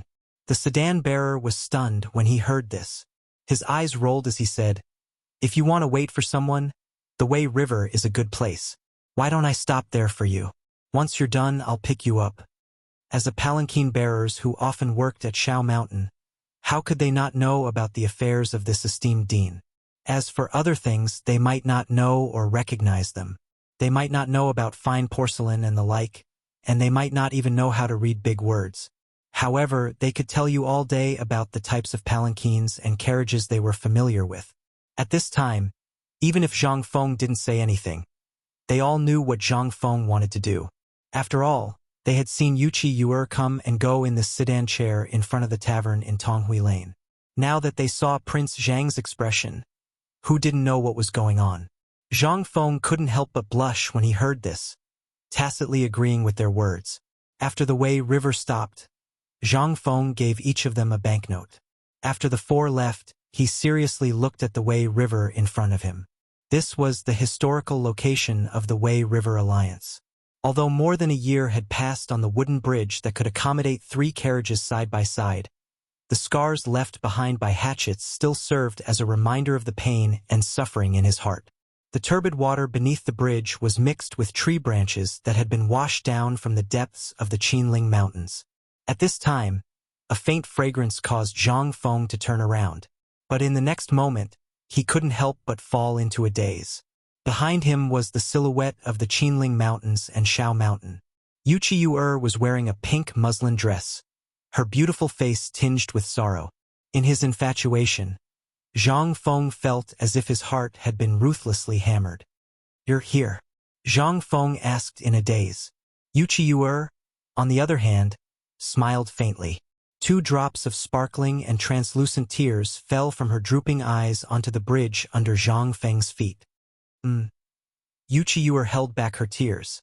When she raised her head, although her eyes were still red, they had long since disappeared. "The wind is so strong today." Yuchi Yuer smiled and couldn't stop crying again. Zhang Feng's heart ached. He reached out to hug her, but Yuchi Yuer stubbornly took a step back and said with a smile, "Prince Zhang, please conduct yourself with dignity." Zhang Feng smacked his lips and sighed. Yuchi Yuer was right. What was he now? Was he her husband? Or what? He was nothing. What right did he have to hug her? Zhang Feng bitterly smiled. Then he withdrew his hand and said, "Can you not go? Old Master Li and the others here are no longer against you. No need. Chang'an isn't suitable for me. I'm a little tired. I want to go back and rest. I want to think about what happened during this period. When I've thought things through, or when you have a home of your own, you can come and fetch me on a palanquin." Chapter 967. Yuchi Yuer still left. Zhang Feng was a little disappointed. He didn't want the first woman of the Tang dynasty to get involved in his affairs. Yu Yuer was very smart. She should have known that he had met those nobles and the current crisis. She was also anxious because he had asked her to help him find out if there was any connection between the nobles in Jiangnan and the nobles in Shandong. Otherwise, she wouldn't have left so quietly without even giving him a hug. Zhang Feng stood on the bridge for a long time with a little heartache. The sun, from its dazzling color, hung over the top of the mountain and slowly set at the end of the Wei River between Mount Shao and Qinling. Only an incomparably gorgeous afterglow was left. Young Master Zhang, shouldn't we go back? At this time, the sedan bearer seemed to be impatient and came forward to ask hesitantly. Zhang Feng sighed and threw the cigarette but in his hand into the Wei River. Finally, he took a look at Yu, who had disappeared into the boundless fog, and said lightly, "Wait for me. After I destroy the 5 families and 7 kingdoms, after I destroy these big families, I, Zhang Feng, swear to give you the most glorious wedding in the Tang dynasty." While Zhang Feng was murmuring in a low voice, Yu Qigong came over helplessly and stood beside Zhang Feng. After waving his hand to let the sedan bearer leave, he handed a cigarette to Zhang Feng and said, "Let's go. It's getting late. Do you think it's dangerous for her to go back this time?" Looking at Zhang Feng's back, Yu Qigong wanted to pat him on the shoulder, but this guy couldn't take a beating. He could only sigh and say, "No. After all, my cousin's family has some prestige in Jiangnan. I found dozens of retired soldiers and sent them to her. You don't have to worry about her safety. Lao Li and the others have already arranged it. But since you don't want her to go, why don't you let her stay?" Zhang Feng smiled bitterly and patted Yu Qigong's shoulder. "Thanks, old Yu." As he slowly walked towards Yu Qigong's sedan, Zhang Feng said calmly, "There are many choices in a person's life. Some people choose to live peacefully, while others choose to protect. Let's go, old Yu. I respect her choice. I also believe that distance is not a problem. I understand her, and she understands me." Yu Qigong looked at Zhang Feng's back with a wry smile. He really couldn't understand how someone who liked to talk so much could attract so many women. At first, he was worried that Yu Qi would lead Zhang Feng into a ditch. But now it seemed that he was wrong. The emperor was wrong. The retired emperor was wrong. Everyone was wrong. Zhang Feng was simply a freak. As long as everyone was attracted by him, they would be unable to extricate themselves from being attracted to him. Even Yu Jiangnan's Yu Qi Mei was subdued by him. How could he not see that Yu Qi had already lost her virginity? Jiangnan had never lacked handsome men, nor did it lack those who were brimming with talent. At the very least, they looked more outstanding than Zhang Feng. However, none of these men could make Yu Qi lower her head. Today, she was actually willing to do so for Zhang Feng. Yu Qigong sighed and waved his hand. "Let's go. Let's go up the mountain." Yu Qigong really couldn't understand these two evildoers. Sometimes Yu Qi would make Feng Zi run away. Other times, Yu Qi would be completely bewitched by Zhang Feng. Now, there was this hiccup. Not far away in the darkness, Li Shimin lifted the curtains to the palanquin. After watching Zhang Feng leave, Empress Zhangsun said with reddened eyes, "Zhang Feng could have made you stay. Why did second brother stop me when I tried to persuade her to stay?" Li Shimin smiled faintly and waved his hand to indicate that they should return to the palace. "You still don't understand that kid's intentions? That kid and Yu Qi are both shrewd people. Which one of them is the master of saving trouble? Yu Qi return to Jiangnan must have something to do with what Zhang Feng has encountered recently." Zhang Sun Wugo was stunned. "Second brother, are you saying that Yu is helping Zhang Feng find out about those landowning households?" Zhang Sun Wugo couldn't help but cover her mouth. Li Shimin nodded gravely. "If they don't put on a show for others to see, how will others believe that they have broken up? In this way, the landowning households in Shandong and Jiangnan will let down their guard, and Yu will have more pursuers than before when she returns." So, Guanyin made Zhang Feng and Yu Qi do have feelings for each other. However, at this time Yu Qi should be a little more mature. Feng Zi is still a little impulsive, but this is also good. This show will be perfect.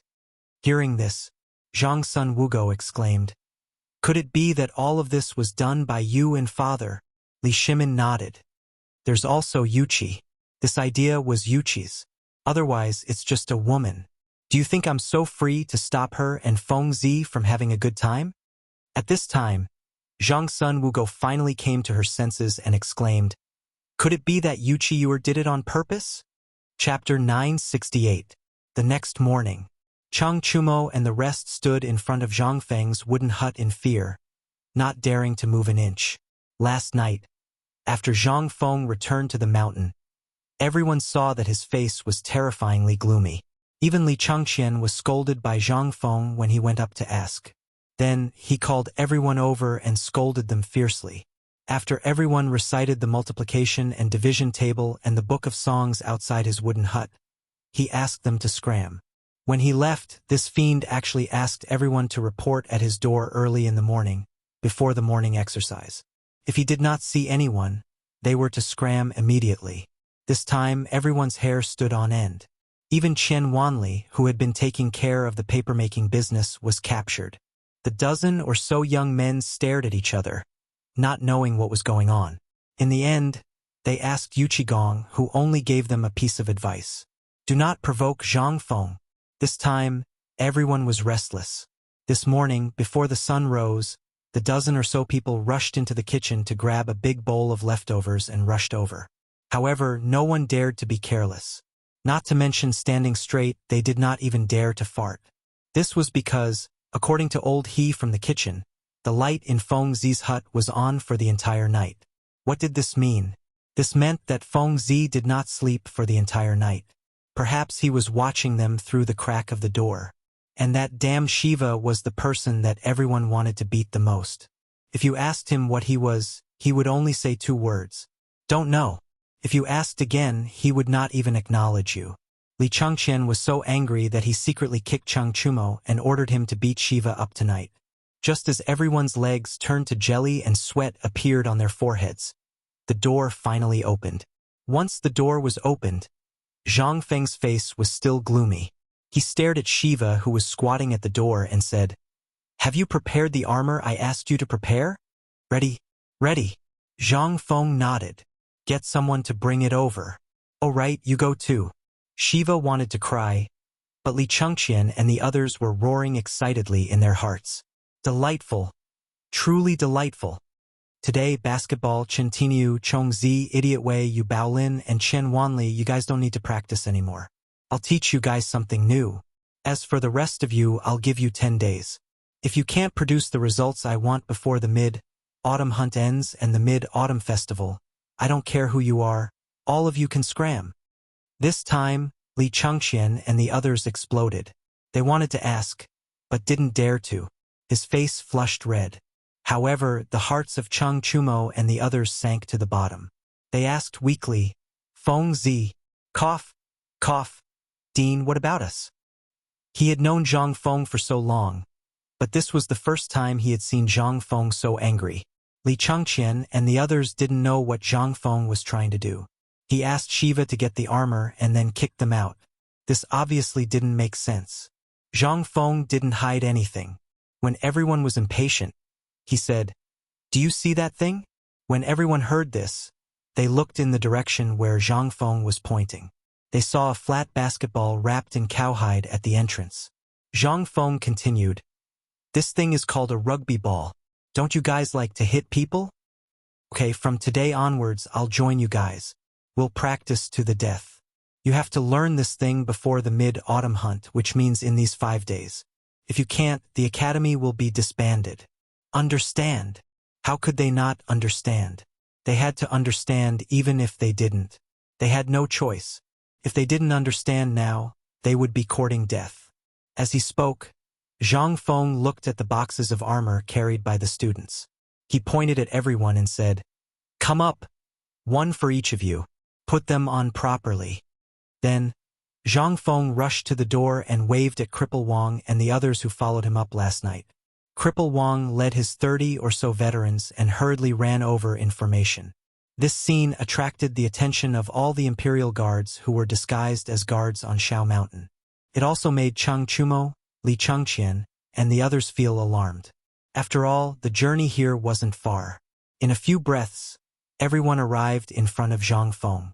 Without waiting for Cripple Wang to introduce, Zhang Feng waved his hand and said, "You are all veterans. Naturally, you have a way to train people. Now that you've chosen to follow me, Zhang Feng, I'll give you your first task. Do you see these 5 people? I'll give you 5 days to train them." Among the 30 or so veterans, a few of them trembled when they saw Chang Chumo. Wasn't this Lieutenant Chang? How could he be a student here? and who would dare to train Lieutenant Chung? But at this moment, the matter of eating was more important. They could only pretend not to know him. One of them, a man with a scar on his face, clasped his fist and asked, "Prince Zhang, how do we train these people? If it's just basic charging and killing, we can train them for you in less than 3 days. As long as you're willing, we can guarantee that they won't die." Chapter 969. Scarface looked suspiciously at Chang Chumo when he heard that. However, after weighing his future life and the matters of the past, he nodded his head heavily. "If that's the case, then we can really train it." As he spoke, he cupped his fists towards Zhang Feng and said, "Old Gozi, Xuanzhu, Gu Changzhong, Zhao Xijia." Following Scarface's roar, for people who looked similar in age to Scarface walked out from the group of over 30 veterans. These 4 people were no different from Scarface. They looked ordinary and did not have Yu Baoqi's explosive muscles, nor did they have a tall and sturdy body. When the 5 of them stood together, some of them were even shorter than Chang Tai and the others by a head. Zhang Feng frowned slightly. However, when the 5 of them revealed their scars and strong 8-pack abs, Zhang Feng decisively shut his mouth. He pointed to the armor at the side and said, "This time we are not training to go on the battlefield to kill the enemy. Have you heard of Kuju?" Scarface nodded. Zhang Feng asked again, "This time we are using Kuju to train a new type of toy. You can casually bump into people on the field, but the only condition is that you are not allowed to hit people or kick their crotch. Whoever dares to hit people will be disqualified. Then, the field will be divided into 2 groups, the vanguard and the backline. As for the individual selection, we originally needed 15 people, but I only chose 10. As for the remaining people, you can find them yourselves. However, the only condition is that they must scratch, hit, or hammer. Once they do that, they will break the rules and will not be recruited in the future." Zhang Feng explained the rules of rugby 3 times intermittently. Only then did he explain the rules that were similar to rugby. He even personally went on the field to train for 2 hours. Only then did he leave after Yu Shernan's repeated calls. When he took off his protective armor, he rubbed his aching chest and stared at Scarface. "What is your name?" Scarface heard this and quickly took off his armor. "My name is Jia Daoren." "Jia Daoren? Taoist Jia?" Zhang Feng had always admired the naming system of the Tang dynasty, but this time, Zhang Feng was still amazed. He stared and asked, "None of you are called Du Ziding, right?" "Yes." A weak voice came out from the mouth of a man in armor. Zhang Feng rubbed his head and waved his hand. "Continue with the training." "All right, Taoist. Let Ma Zhou take the rest of your brothers to my mansion. You will be in charge of everything in the mansion. All right, you have to pay more attention to the place where the 3 old men are. Without my permission, no one is allowed to enter." Chang Chumo and the others were already panting heavily, but when they heard Zhang Feng's words, their eyes instantly lit up. Ever since this grandson returned to the mountain, it was as if he had changed into a different person. Even a certain place in the resort was not allowed to enter. Could it be that he was hiding something that couldn't be seen? As soon as Zhang Feng left, Li Chengqian instantly screamed and took off the armor on his head. He lay on his back on the ground and wailed again and again. From last night until now, it was almost noon. How could anyone torture someone like this?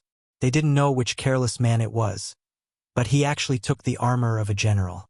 The weight of the armor was about 25 kilograms. After this set of movements, everyone was already exhausted. At this time, Jia Daoren squatted beside Chang Chumo. Chang Chumo also knew what he meant. He glanced at the people playing basketball next to him and said, "Just call me Tainyo. On the mountain, everyone is equal." This time, Jia Daoren couldn't sit still. Although he had already known about this situation from Cripple Wang, now it seemed that he really didn't dare to believe it. After all, he had seen the son of the god of slaughter Chang Yaojin in the army. He couldn't help but sigh with emotion. Zhang Feng could actually train a good lunatic to be so docile. "Then I'll respectfully accept." Jia Daoren sighed and said, "Since the dean has asked me to train you, and it's in such a tight time, then don't blame me. I don't know what you were in the past, but now you only have one identity left. Either you're dead or you're my soldiers. There are only two choices left.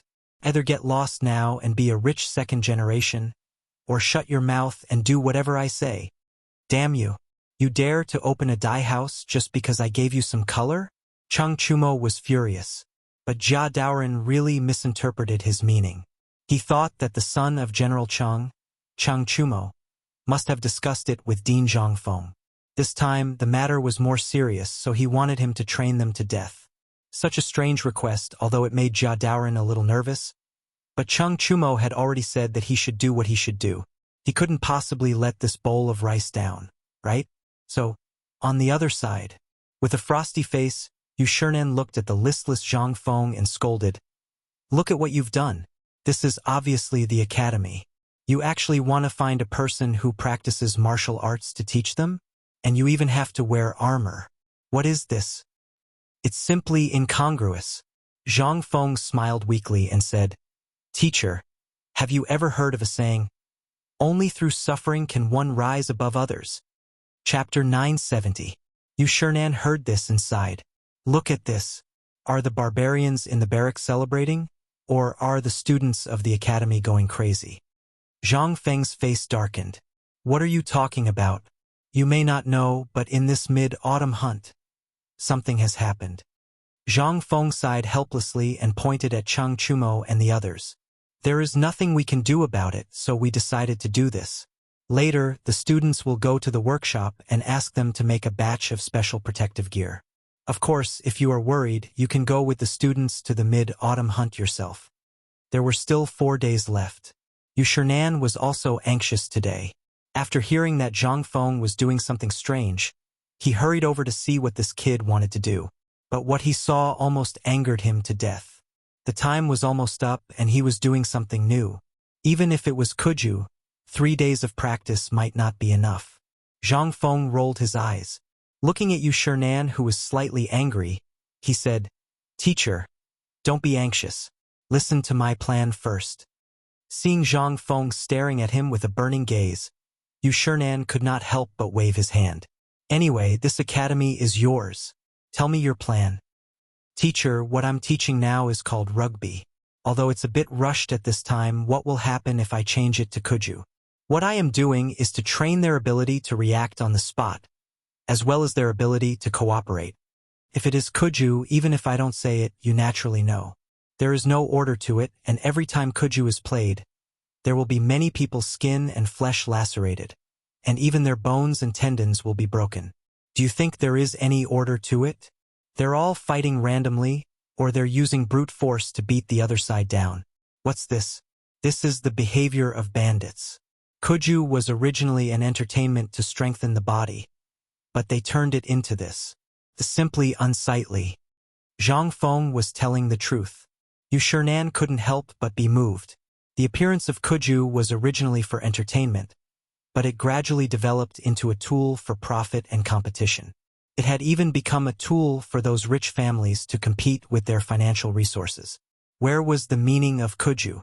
That was why Yu Shinan was so angry when he saw how Zhang Feng dressed the students. At this time, listening to Zhang Feng's words, he couldn't help but nod. He had not paid attention to Kuju for a long time. He didn't even bother going to the mid-autumn hunt anymore. The main reason was that during the mid-autumn hunt every year, other than playing Kuju and reciting poems, it was all about competing with each other. Yu Shinan couldn't help but look at the people in the field again. He was really looking forward to it. If Zhang Feng's change this time could change the culture of Kuju in the Tang dynasty, it would be best if basketball and football were added into the mix. Wouldn't that be what everyone wanted to see? Basketball could strengthen the body and train the body. He had seen it with his own eyes during this period. Although it was temporarily ruined by the Imperial College's people, if Zhang Feng could win this mid-autumn hunt, then basketball and football would be considered a success. When the time came, Zhang Feng would invite these people to White Deer College. When these people came to the college, they would first be shown the college's radio gymnastics, then basketball and football. At that time, Yu Shinan couldn't help but feel a little excited. The scene of thousands of people doing exercises on the mountain at the same time was quite spectacular. Thinking of this, Yu Shinan grabbed Zhang Feng. However, After thinking for a while, his face turned red and he said, "Feng, are you sure you can win this mid-autumn hunt? If not, why would I go?" Zhang Feng asked in reply, "Well, let me tell you something. Can you explain it to me? Do you mean that you want this group of little guys to train their teamwork skills by playing catenary football during this period of time?" And Ma Zhou and the others asked them to train basketball with the purpose of teaching it to the entire academy in the future? Yes. After hearing Yu Shernan's words, Zhang Feng really had a bold idea. That was to go down the mountain to train just like the monks in TV dramas. Looking around, he grabbed Yu Shernan's arm and said, "Mr. Bo Shi, please come with me. I do have a big plan. Listen to it first." While they were talking, Zhang Feng pulled Yu Shernan into the small wooden house again. After closing the door, Zhang Feng said, "Look, I've seen basketball in Chang'an City these days. Basically, many people don't know how to play it. That's what I mean. The college hasn't opened yet, right?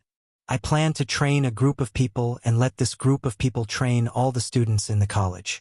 Then, before the college opens, I'll let these more than 3,000 people go to Chang'an City and let them teach it to everyone in Chang'an. This way, we can spread the correct way to use basketball. What do you think?" Chapter 971. Previously, he had been troubled by a lot of things. Zhang Feng had not thought about how to make the people of the Tang dynasty accept basketball quickly. At this moment, he seemed to have found a way. The main thing was to win the mid-autumn hunt and let the observation group from the Ministry of Works and the Ministry of Rights come to White Deer College. At that time, when they went up the mountain, all the students would use the effect of radio gymnastics to promote the popularity of basketball and football. In this way, those who liked gentle people would play basketball. As for those who were reckless and rough, they would play football. As long as they had the strength to break the protective gear, they could do it. Anyway, a protective gear cost 100 strings of coins. In this way, the business would be done. The popularity of basketball and football would not disappear because of the Ministry of Works and the Ministry of Rights' disapproval. Instead, it would increase greatly. "Mr. Bo Shi, I'm going to change all the teachers and students, as well as the teachers and students of Chang'an University, into a new style of school uniform. What do you think? If we're going to do it, we'll make it big. What do you think?" Yu Shernan narrowed his eyes and wandered around the living room for a long time. After weighing the pros and cons, he asked, "Tell me what the school uniform looks like first. If we go to a ready-made clothing store to buy ready-made clothes, the entire Chang'an City would not be able to produce so many things at once. However, if you want to customize it, even all the ready-made clothing stores in Chang'an City would not be able to do it." Zhang Feng did not say anything. He turned around and drew the style, material, and so on. He thought of the school uniform on a piece of paper. The style of the school uniform was made according to the style of the Chinese tunic suit. He even drew the student's hat at that time. Yu Shernan looked at the style that was similar to that of the Hu people and the commoners. He frowned slightly. "What style is this? So weird. You don't understand this, do you?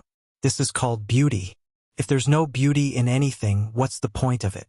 This is also because there's not enough time. If there's enough time, I want to customize a batch of basketball uniforms and a set of football uniforms. If there's a female class in the future, I want to have uniforms for all the female students." Yu Shernan was at a loss. If he were to wear such a costume, then wouldn't he be no different from a commoner? How was this appearance any different from the extraterrestrial barbarians? He did not believe that this was the only way Zhang Feng could think of.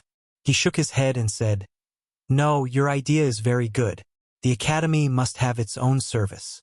For example, Confucian scholars need to wear Confucian robes, commoners wear short shirts, and soldiers wear their armor. This is a principle that has never changed since ancient times. Have you ever seen a commoner wear Confucian robes? This is simply ridiculous. This matter is not under discussion." Zhang Feng's eyes flashed with disappointment. He was still a little too hasty. In this era, there were still some rules about class division and dressing.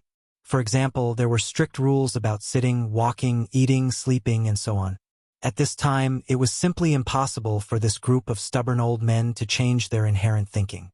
Thinking of this, the excitement on Zhang Feng's face slowly dissipated. He lit a cigarette and sat in the room. After walking a few rounds, he said, "Teacher, what do you think if we use sky blue as the main color and customize a batch of Confucian robes that belong to us? Although I have a textile factory with this concept here, and I've told Lao Li before that there are 3 major factories. Now there are 4 types of factories: the paper factory, the smelter factory, the rubber factory, and the winery. However, the most important textile factory is also the time to prepare." "Textile factory? Tell me about your plan." "At this time, Lao Li and the others really haven't told me about it. As for the other things you said, the old man has seen them before. Do you want to use the school uniform to start a textile factory?" Yu Shernan took a sip of the pot of tea that Zhang Feng didn't know how long it had been. The main thing was that this lazy guy's furnace was extinguished. At this time, his mouth was abnormally dry. It was too late to start a fire. The most important thing was that Yu Shernan wanted to suppress the hot blood in his heart. He knew that Zhang Feng was keeping him in suspense. However, it was also because of this suspense that Yu Shernan was dying of curiosity at this time. Yu Shernan wanted to refute, but when he thought of the few things this kid came up with that were so shocking, he couldn't help but have a strong interest in the textile factory that he heard Li Yuan mention before. After all, at this time, the Tang dynasty was basically mainly based on silk, ceramics, and tea leaves. And the production of silk, how to start a factory. Did they want to plant mulberry trees in this back mountain? In this case, without 7 or 8 years, how could it be done well? With a stomach full of doubts, Yu Shernan stared into Zhang Feng's eyes and asked, "Fengzi, tell me about your idea. And this textile factory, how do you want to do it?" Zhang Feng smiled confidently and said, "In fact, it's nothing. You know that someone is messing with me now, but at present, I really don't know who is messing with me.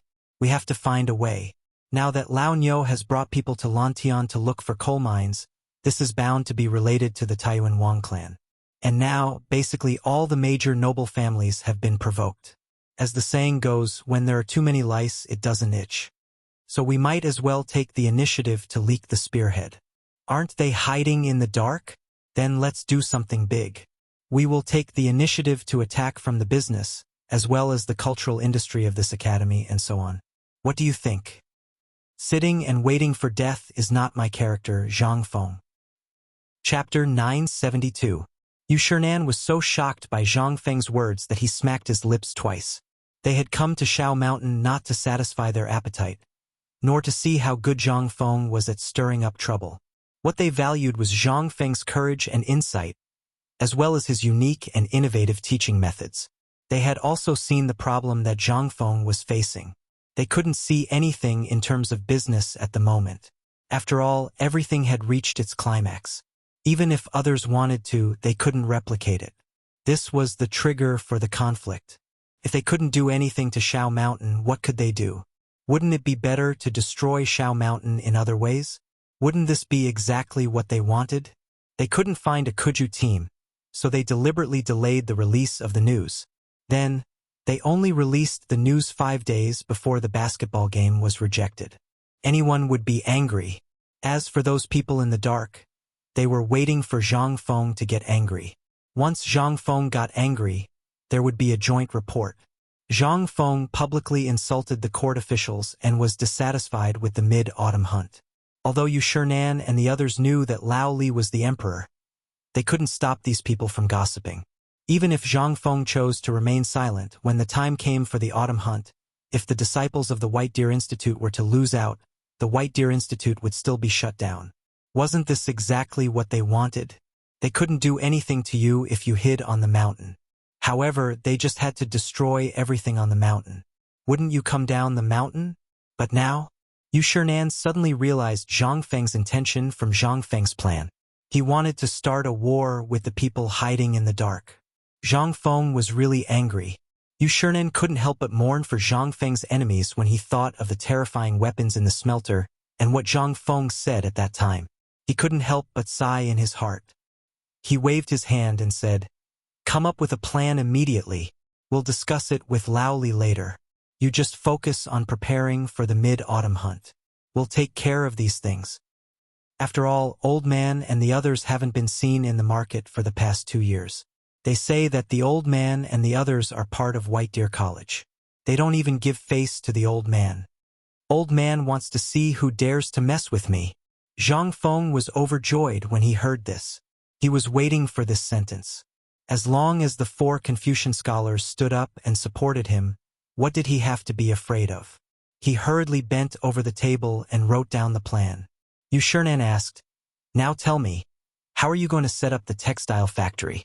You can't possibly plant mulberry trees in the back of the mountain and wait 7 or 8 years before you start weaving, right?" I told Lao Li about the textile factory. It's going to be built under the waterfall. We'll build a water wheel there and use the water wheel to drive the linkage. Then, we'll be able to operate hundreds of looms at the same time. Plus, we won't need many people to operate it. Yu Shinan wanted to say that it was a fantasy, but when he opened his mouth, he couldn't say anything. At this moment, Yu Qigong, who they thought had already left the mountain, suddenly shouted at the door. Zhang Feng was so scared that his hand trembled. A good piece of paper was basically scrapped. Zhang Feng complained with some annoyance. "Old Yu, can you have *King make a sound like thunder? I'm fine. But what if something happens to Mr. Bashi because you scared him? Can you bear the responsibility?" However, Yu Qigong acted as if he didn't hear him. He rubbed his hands and walked into the living room. He stared at Zhang Feng with shining eyes and asked, "You said that something like that. Can you leave it to my people to do it?" Zhang Feng looked at Yu Qigong, who was almost drooling as he stared at him, and felt the hairs on his body stand up. Old Yu already had a rough appearance. If his portrait was pasted on the door, it would be even more effective than a door god. At this moment, Yu Qigong was excited. The army had always lacked food and clothing. On one hand, it was because of the problem of salary. As long as there was a way to earn money, Yu Qigong would do it even if he had to rob. After all, there were so many brothers in the army who were crying piteously for food. Seeing that it was going to get cold soon, he began to worry about the army's winter clothing. There was a lot of activity in the army, and a piece of clothing would be torn after a short period of time. In addition, they had to move around in the muddy water all year round. Sometimes, they were so sleepy that they couldn't stand it anymore. Many soldiers would wrap themselves in their clothes and lie down in the mud to sleep. A piece of clothing couldn't last for 3 months. It was about the same as the clothes of a beggar. Every year, every season, the imperial court would only distribute clothing and supplies. However, this was basically a drop in the bucket. The amount of clothing that could be distributed in the army was based on the number of people on the permanent staff. In addition to the permanent staff, there were more people than the permanent staff. Outside of the permanent staff, there were people who gathered intelligence for them and sent messages. These people's identities were all hidden. Unless it was absolutely necessary, no one would report their status. The main reason was to protect these people. Therefore, it didn't matter during the summer. At worst, they could just go bare-chested. However, it was impossible during the winter. Every winter, there would be a large number of soldiers who would freeze to death due to hunger and cold. Now that he had gotten a piece of information from Zhang Feng that could allow his brothers to have a good winter, how could he give up on this hope? Chapter 973. The more he thought about it, the more agitated Yu Qigong became. He stepped forward and grabbed Zhang Feng's shoulders. "Brat, let me ask you, what do you think about the textile factory's effects? When will it start?" His eyes were half hopeful, half pleading. Zhang Feng's eyes rolled back. He hit Yu Qigong's hand weakly and said, "Old Yu, can you let go of me first? I'm about to be choked to death by you." Zhang Feng could almost hear his shoulder blades groaning in pain. "I won't let go. If you don't say it, I won't let go even if I die." Yu Qigong seemed to have fallen into a state of madness. His hands were like iron pincers that tightly gripped Zhang Feng. It was as if he would strangle Zhang Feng to death if Zhang Feng dared to say no. Zhang Feng kept cursing in his heart, but he didn't dare to curse out loud. Yu Shinan was also a little anxious. He saw the cold sweat on Zhang Feng's face and his trembling hands and feet. He quickly stepped forward and grabbed Yu Qigong's arm. "Old Yu, old man ordered you to let go. If you don't let go, this brat will die." Yu Qigong stared at Yu Shinan with bloodshot eyes. Instantly, Yu Shernan was so scared that he stepped back and fell into a chair. Zhang Feng was also a little frightened by Yu Qigong's current state. He quickly said, "Old Yu, let's talk nicely. I've been planning for this textile factory for a long time. Lao Li knows about it, but it's still early and I've been too busy recently. Where would I have the time? If I hadn't mentioned the school uniform today, why? Why didn't you get this thing out earlier?" Yu Qigong stared at Zhang Feng with bloodshot eyes. "Why didn't you get this thing out 10 years ago? Do you know how we survived the winter 10 years ago? You didn't experience the winter of Long Yu Dao, right?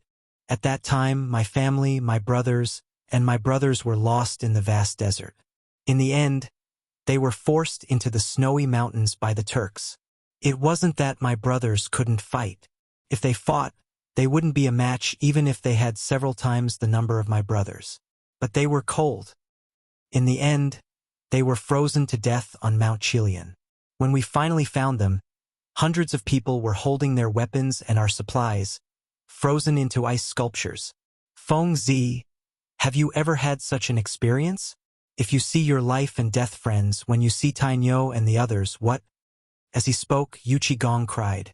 As soon as he thought of these Motherf * Kurs and his brothers who had been frozen to death, Yu Qigong exploded.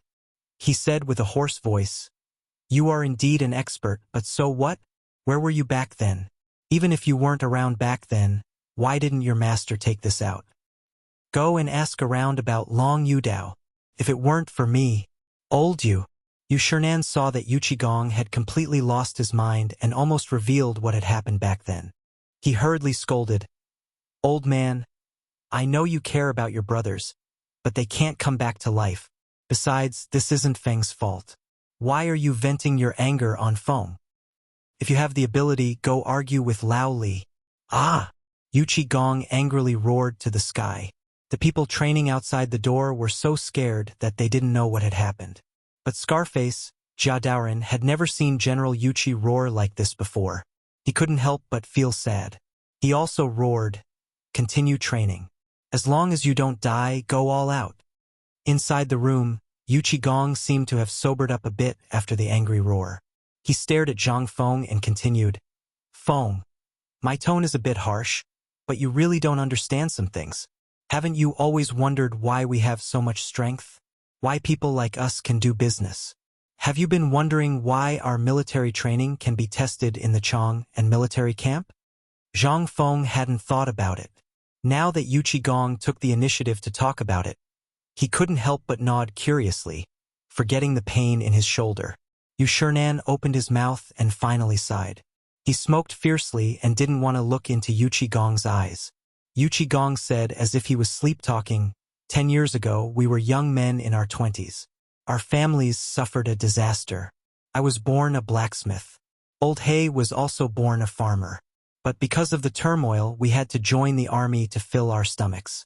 We thought that we could eat well after joining the army, but we didn't expect that the darkness in the army was not a place for people to stay.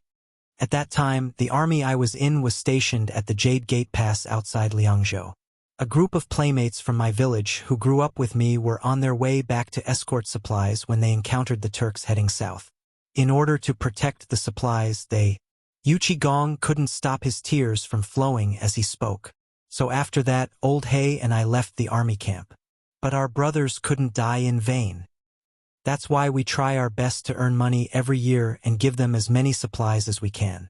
Every time I see those cheering soldiers in the barracks, I can't help but think of my old friend's shadow.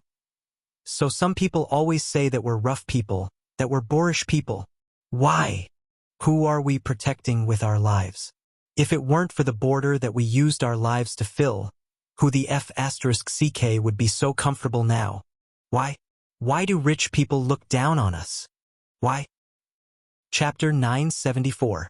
The more Yu Qigong spoke, the more agitated he became. The anger that had been suppressed in his heart for more than 10 years completely exploded at this moment. He shook Zhang Feng's shoulders with all his might, tears streaming down his face. It was as if Zhang Feng, who was in his hands, was the murderer who had killed his brother. Seeing Yu Qigong's crazed state, Zhang Feng was no longer anxious or worried. He could feel Yuchigong's heart-wrenching pain, despair, and coldness. He was a person who had seen the most despairing thing in his life, but now he could easily obtain warmth. Under the surging emotions of loss and gain, he actually thought of his former brother.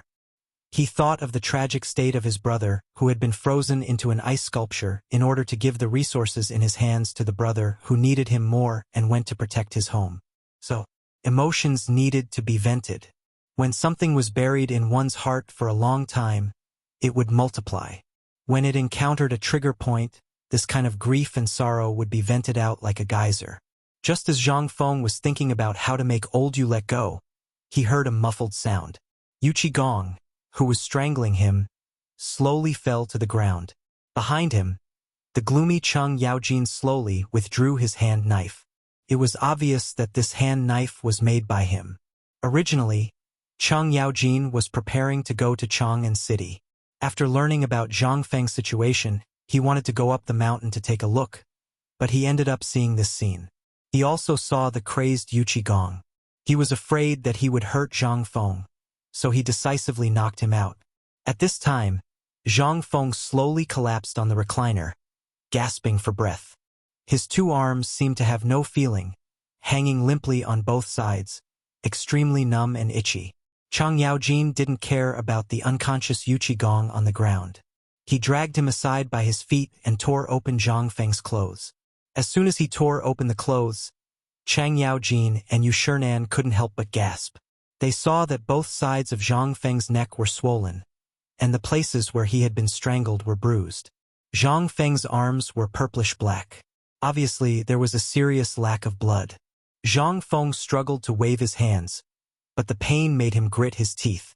He could only smile bitterly and say, "I'm fine. It's just that my shoulders hurt a lot. I should be fine after resting for 2 days and applying my alcohol. This is a lack of blood. I just need to move around." Zhang Feng saw that Cheng Yaojin was holding his shoulders and his eyes were filled with tears. He quickly continued to say, "It was my fault just now. Old Yu's mind was too agitated. He needs to recuperate. I don't dare to be careless. It's best to ask old Sun to prescribe him some medicine." Cheng Yaojin glared at Zhang Feng and said, "You're too careless. If I didn't come in time, who knows what would have happened? You're in so much pain, and you still have the time to care about that old bastard? If you don't win this time, if you don't win the mid-autumn poetry meet, it'll be intolerable." Cheng Yaojin was somewhat gratified by Zhang Feng's performance. If Laoli knew about this, then the consequences. He turned his head and glared at Yu Shinan and said, "It's not like you don't know old Yu's temper. When he's angry, no one can drink from him. Just bear with it and watch. What if something happens to Feng Zi? As long as you shout, Lao Tzu doesn't believe that Iron Bull and the others won't be able to do anything to him." As he spoke, Cheng Yaojin angrily rushed to the door. He glared at Cheng Chumo and the others and waved his hand. Then he pointed at Cheng Chumo and the others and scolded, "You guys are Feng Zi's brothers. Just now, something almost happened to Feng Zi in front of you. Don't you guys know? Have all the food you've eaten all these years gone to the dogs' stomachs? And you guys have been in the military for more than 10 years. Are you guys just waiting to die in the military? Can't you see that? Wait. All of you, go and receive your rewards. Everyone will follow the military rules and receive 20 military trophies. If there's a next time, don't blame Lao Tzu for not recognizing you." No one dared to say anything. Now that Zhang Feng was lying in the room, he couldn't see Cheng Yaojin's appearance. Otherwise, he would have been shocked. At this time, Cheng Yaojin had returned to the appearance of the ruthless Demon King in Chang'an. His entire body was filled with murderous intent. Zhang Feng endured the soreness in his body and hurriedly asked Yu Shinan to help him out of the room. As soon as he stepped out of the room, he bitterly smiled and said, "It was supposed to be a happy occasion, but I was deliberately mystifying it and caused a misunderstanding. I've implicated you all. When I'm better, I'll make a table of good things that you haven't eaten before. I'll make it up to you as an apology. How about that?" Chapter 975. Shiwa ran to Sun Simiao's bamboo hut as soon as the incident happened. After a while, Sun Simiao, Ouyang Sun, and the others rushed over after hearing about Zhang Feng's incident. Chang Chumo and the others put Zhang Feng on the bed in a flurry. However, Zhang Feng screamed the moment he touched the bed. Sun Simiao's face darkened as he glared at Chang Yaojin and Yu Qigong, who was lying on the ground. Ouyang Sun, who disliked Zhang Feng the most, was furious when he heard that Zhang Feng was in trouble and that the culprit was Yu Qigong. He was so angry that he kicked Yu Qigong's but a few times as soon as he entered the room. When Sun Simiao arrived, he chased everyone out, including Hai Huai and Yu Qigong. Only he and Zhang Feng were left in the wooden hut. Outside the wooden hut, everyone's face darkened. Chang Yaojin clenched his fists and sighed in front of the wooden hut with his hands behind his back. He knew Yu Qigong's strength very well. That guy had always been holding a lamb in his hands. He could have crushed it with one hand. How much strength did he have? Could Zhang Feng's neck be stronger than that lamb's head? The meteor hammer was as light as a feather in his hands. What was the weight of other people's meteor hammers? More than 10 caddies were already impressive, but this guy's meteor hammer weighed a total of 40 caddies. With this kind of strength, how much strength could he possibly have when his mind was in turmoil just now? One could tell just by looking at Zhang Feng's neck and arms. If by any chance something really happened to this brat, it would be strange if the emperor and the retired emperor didn't kill everyone here based on their tempers. However, Yu Qigong couldn't be blamed completely. This old guy was also sad because of that incident. Yu Qigong was Niu Jinda. Li Jing and the others had been partners with him for many years. Everyone knew their tempers very well. Therefore, everyone chose not to touch on the matter of that year. Watching more than 700 of his brothers from the same village being frozen into ice sculptures right in front of his eyes with widened eyes and weapons in hand, no one would be able to bear it.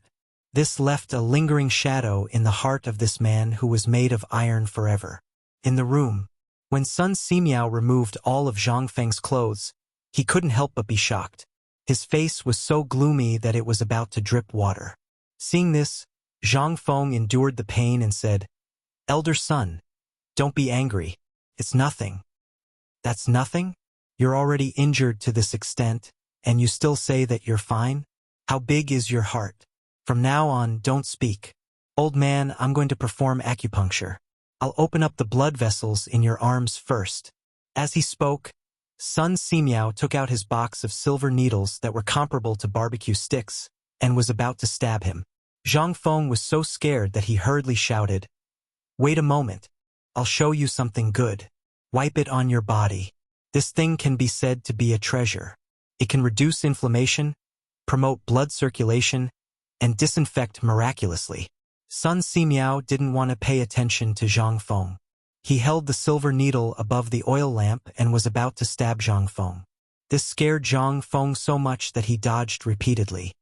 "Elder son, trust me this time. How can I mess around with my life? This is something I prepared long ago. This thing is called alcohol. It's a treasure extracted from white wine." Sun Simiao had studied white wine before. As long as this thing was lit with fire and used on people, it would indeed have the magical effect of promoting blood circulation and removing blood stasis. At this time, when he heard Zhang Feng say that there was something good, he frowned. "Why didn't you say so earlier? You should have taken it out a little earlier." Zhang Feng was afraid that elder son would copy old Yu, so he hurriedly struggled to sit up. Then he used his mouth to point at the shoe box he created and said, "It's inconvenient for me to move around. Elder son, please help me take it out. It's in the secret compartment under the shoe box."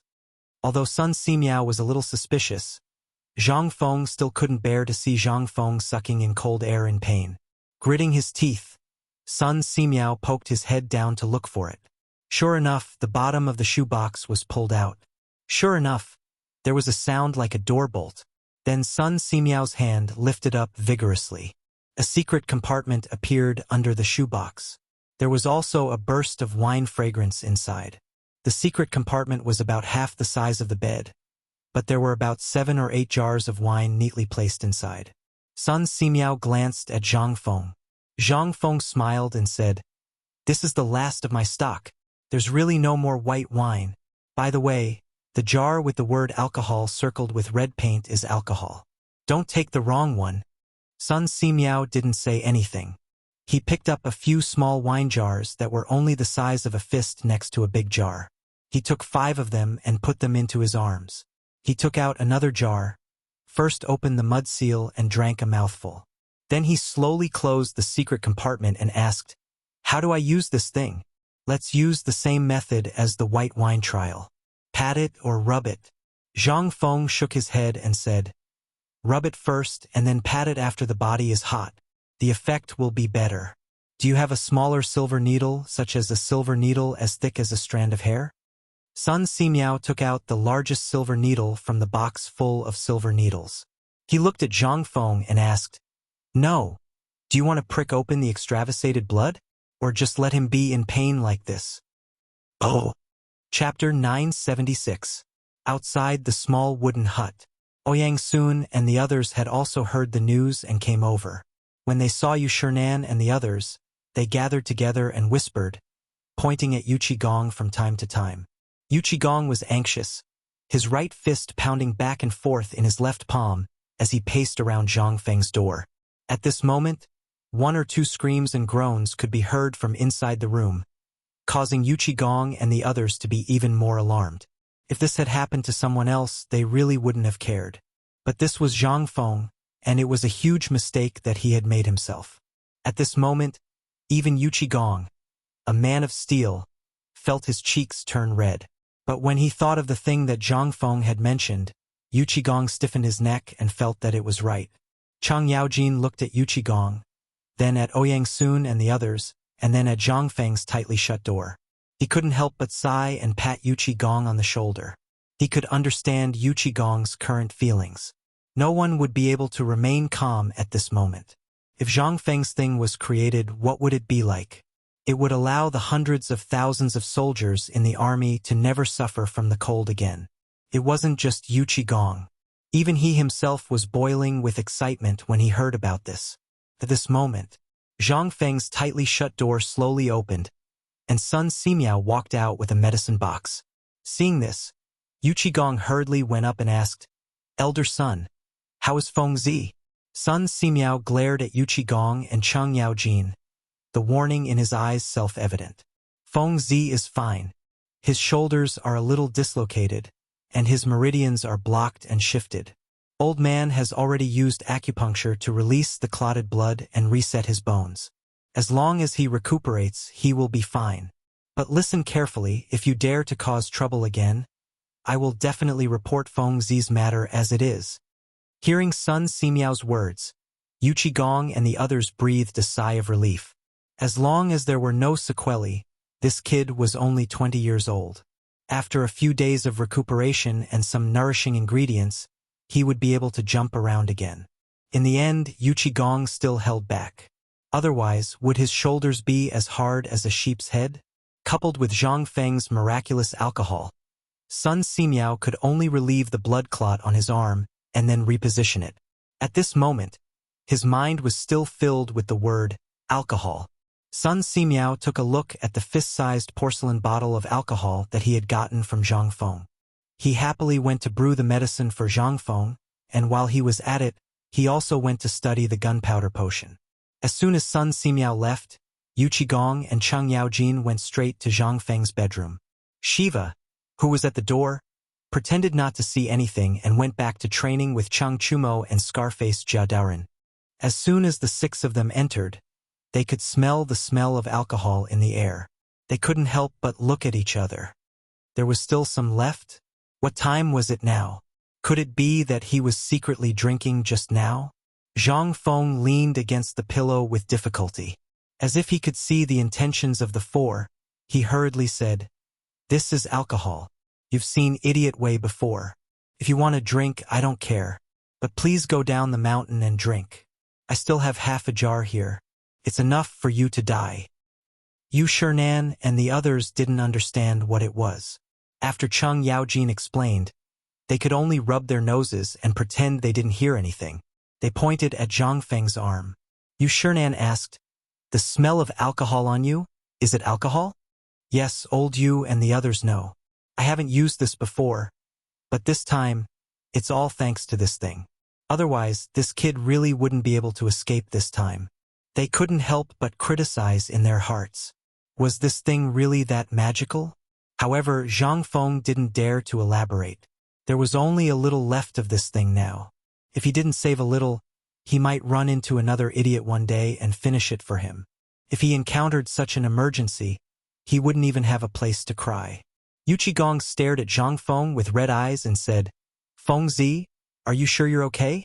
Zhang Feng's face was pale as he grimaced. He raised his right hand with difficulty and instantly grimaced in pain. "Then you?"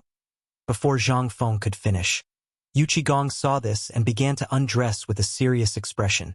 He also took out the broom behind the door and threw it to Zhang Feng.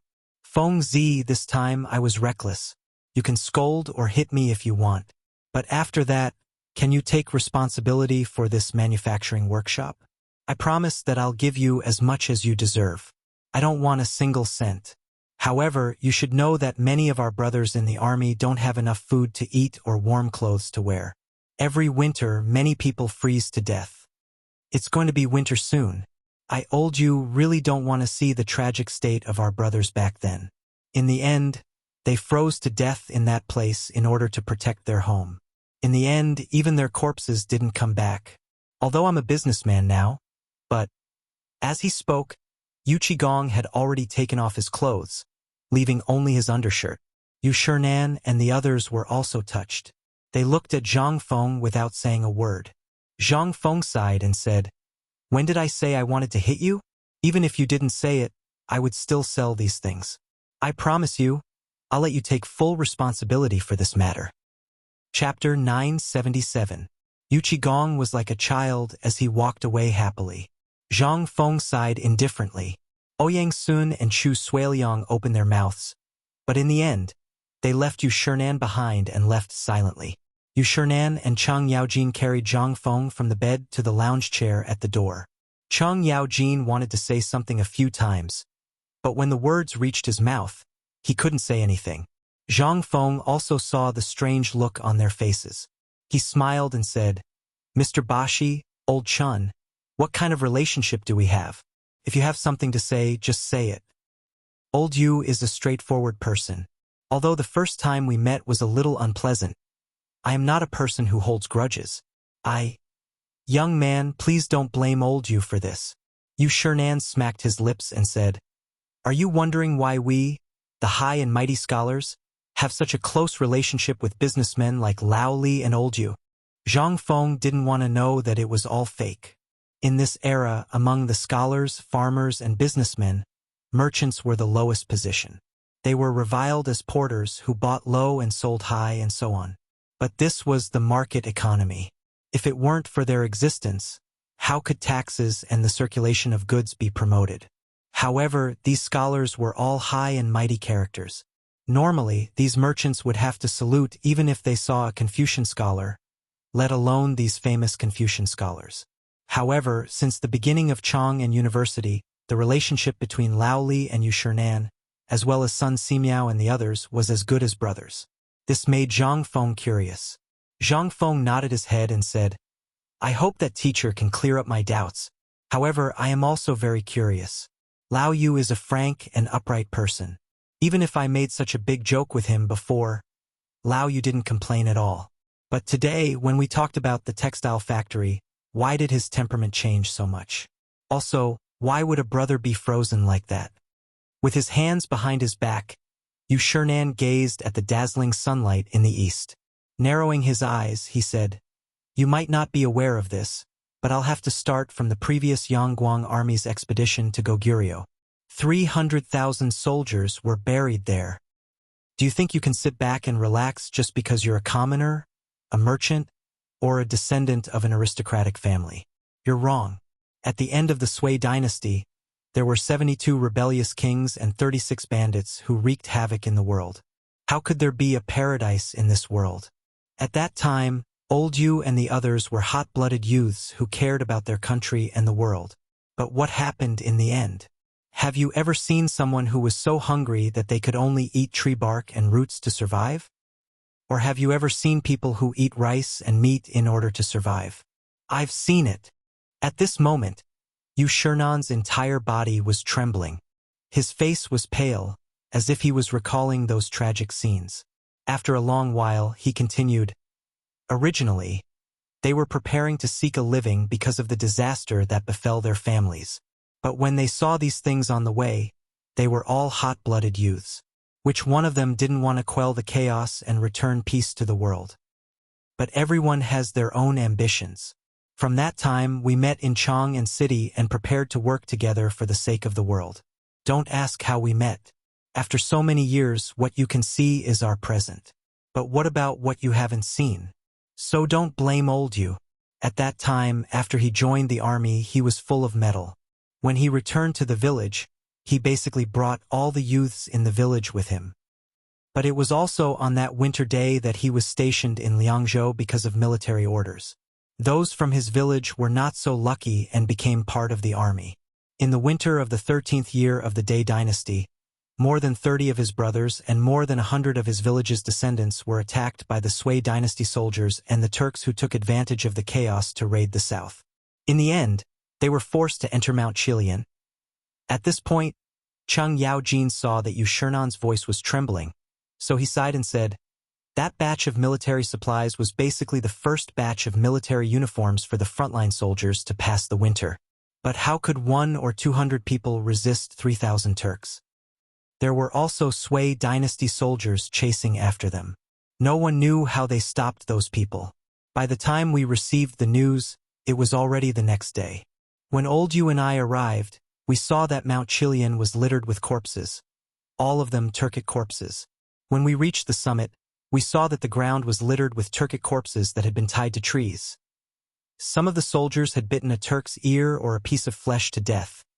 Chang Yaojin's eyes were red. His fists were tightly clenched, and his already large eyes were so wide that they seemed like they would pop out of their sockets. Zhang Feng was silent. He stood up with difficulty and deeply bowed to the east. Yu Qigong lowered his head and crouched on the ground, his body twitching.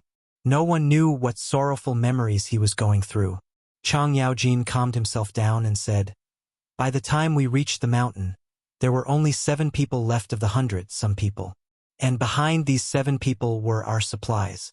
And they were still tightly gripping their weapons, their eyes still fixed on the enemy at the foot of the mountain. But their movements were forever frozen. So, Feng Zi, this is a nightmare for everyone who experienced that battle. No one dares to lightly touch it, but today... Alas! Chang Yaojin heavily sighed. But in the end, he said nothing. There was only silence. Chapter 978. In the end, Zhang Feng still fell asleep after drinking the medicine. When he woke up, it was already the next morning. It was very quiet today. He didn't hear the angry shouts of the students doing their morning exercises, nor did he hear the sounds of morning exercises. It was as if he was in a dream. Zhang Feng's arms didn't hurt as much anymore. They were just a little sore. Under the effects of the alcohol and Sun Simiao's medicine, Zhang Feng's arms slowly recovered. Other than the soreness in his muscles, everything was normal. When he opened the door and was about to call Shiva to prepare breakfast, he was shocked by the scene in front of him. It was still foggy outside the door, and it wasn't bright yet. Zhang Feng wondered what time it was. He looked to the side and saw that Yu Qigong was still sitting in the same place he had been sitting the day before. Yu Qigong seemed to have not slept the entire night. He was carrying a Mo Dao in his hand. When Zhang Feng opened the door, Yu Qigong was about to slash the tendons of his left arm. There were already 2 streaks of blood on his arm, which flowed down his arm. When Zhang Feng saw this, he was instantly shocked. He quickly gritted his teeth and held the blade tightly. With his ruthlessness, if the knife went down, he would be crippled even if he didn't die. People in the military were always straightforward and didn't go back on their words. No one could change their minds once they made up their minds. Ever since Yu Qigong woke up yesterday, he had been very upset. As a stubborn person, he had always felt guilty. He thought that if Cheng Yaojin hadn't knocked him out, Zhang Feng might not have been alive. Old Yu, if you treat me as your brother, then put down the knife. If you don't treat me, Zhang Feng, as your brother, then chop off my hand as well. Zhang Feng scolded him coldly. When Yu Qigong heard this, he instantly sighed hoarsely and said, "This is all my fault. If I hadn't gone crazy yesterday, how could you have ended up like this? You may have disturbed me, but in my heart, I can't forgive myself. If the mid-autumn hunt is delayed because of me, I won't be able to make up for it even if I die 10,000 times." Zhang Feng hurriedly interrupted him. At this time, Cheng Yaojin, who had not slept the whole night and went to the depths of the Qinling Mountains to hunt a wild wolf, was carrying the wolf meat and happened to see this scene. He hastily stepped forward to dissuade him. "Old Ju, what are you doing? Feng Zi is not that kind of person. Why are you so stubborn?" At this moment, the sound of morning exercises could be heard in the distance. Yu Qigong finally realized that he had been a little petty when he heard those lively voices. His cracked lips parted, but in the end, he still let out a deep sigh. Ignoring his bloody arm, he tore off a piece of cloth from his clothes to bandage it. However, he was stopped by Zhang Feng. In the future, such a large wound would require at least a dozen stitches. Zhang Feng pulled Yu Qigong to the living room and disinfected him with alcohol. Then he used a sterilized cotton cloth to bandage Yu Qigong's wound. Zhang Feng saw that the two of them were staring at the small porcelain bottle in his hand and the cotton cloth that had been soaked in alcohol at high temperatures. He said, "This is the alcohol that I didn't want you to drink to your deaths. It's a good disinfectant. As for this gauze, forget it, let's not talk about it anymore. We'll talk about it again after the biology class." He knew that if he continued to talk about it, the two of them might come up to him and pull his arm and leg, instantly dismembering him. Yu Shernan and Sun Simiao were not here now. After doing all this, Zhang Feng bandaged his hand. After Zhang Feng bandaged it, Yu Qigong looked at the numb feeling on his arm and clicked his tongue in wonder. He waved his hand and said, "I saw that you didn't eat last night, and this old man got another wolf. Today you have to taste my cooking as an apology. If you don't agree, then fine, I'll agree. Zhang Feng spread his hands and obediently followed the two of them. The two of them did not walk too far. They looked at Zhang Feng from afar. Then, the three of them went around the waterfall and came to the periphery of the farm. This was the place where they used to make beggar's chicken. However, now that the food factory was finished, this place was abandoned and used as fertilizer for the weeds. By the time the three of them arrived, Elder Gao had already built a small furnace made of mud by the stream. The fire inside was burning brightly. Seeing the three of them come, Elder Gao just glanced at them indifferently. Then, he pointed to the farm behind him and said, "You came at the right time. Yesterday, when I heard that Fengzi's arm was injured, I sent someone to the foot of the mountain to find a wild lamb for Fengzi. Since you are here, go inside and take out the wine table. Shall we eat here?" "That's great." Zhang Feng had been hungry for a long time. At this time, when he heard that, how could he wait? The few of them quickly pressed Zhang Feng on a stone and sat next to the bonfire to wait. In less than a quarter of an hour, a roasted lamb was placed in front of Zhang Feng. Elder Gao did not care about his heartache and took out a jar of dusty white wine from the house. Zhang Feng, who had been drooling for a long time, was about to take the wine jar when Yu Qigong pressed him on the stone. "You are injured, so you can't drink. Come. Eat more meat to nourish yourself." As he spoke, he took out a dagger that was also studded with gems. He cut off the best piece of meat from the lamb's thigh and placed it in front of Zhang Feng. Without waiting for Zhang Feng to speak, he cut off a fist-sized lump from the meat and stuffed it into Zhang Feng's mouth.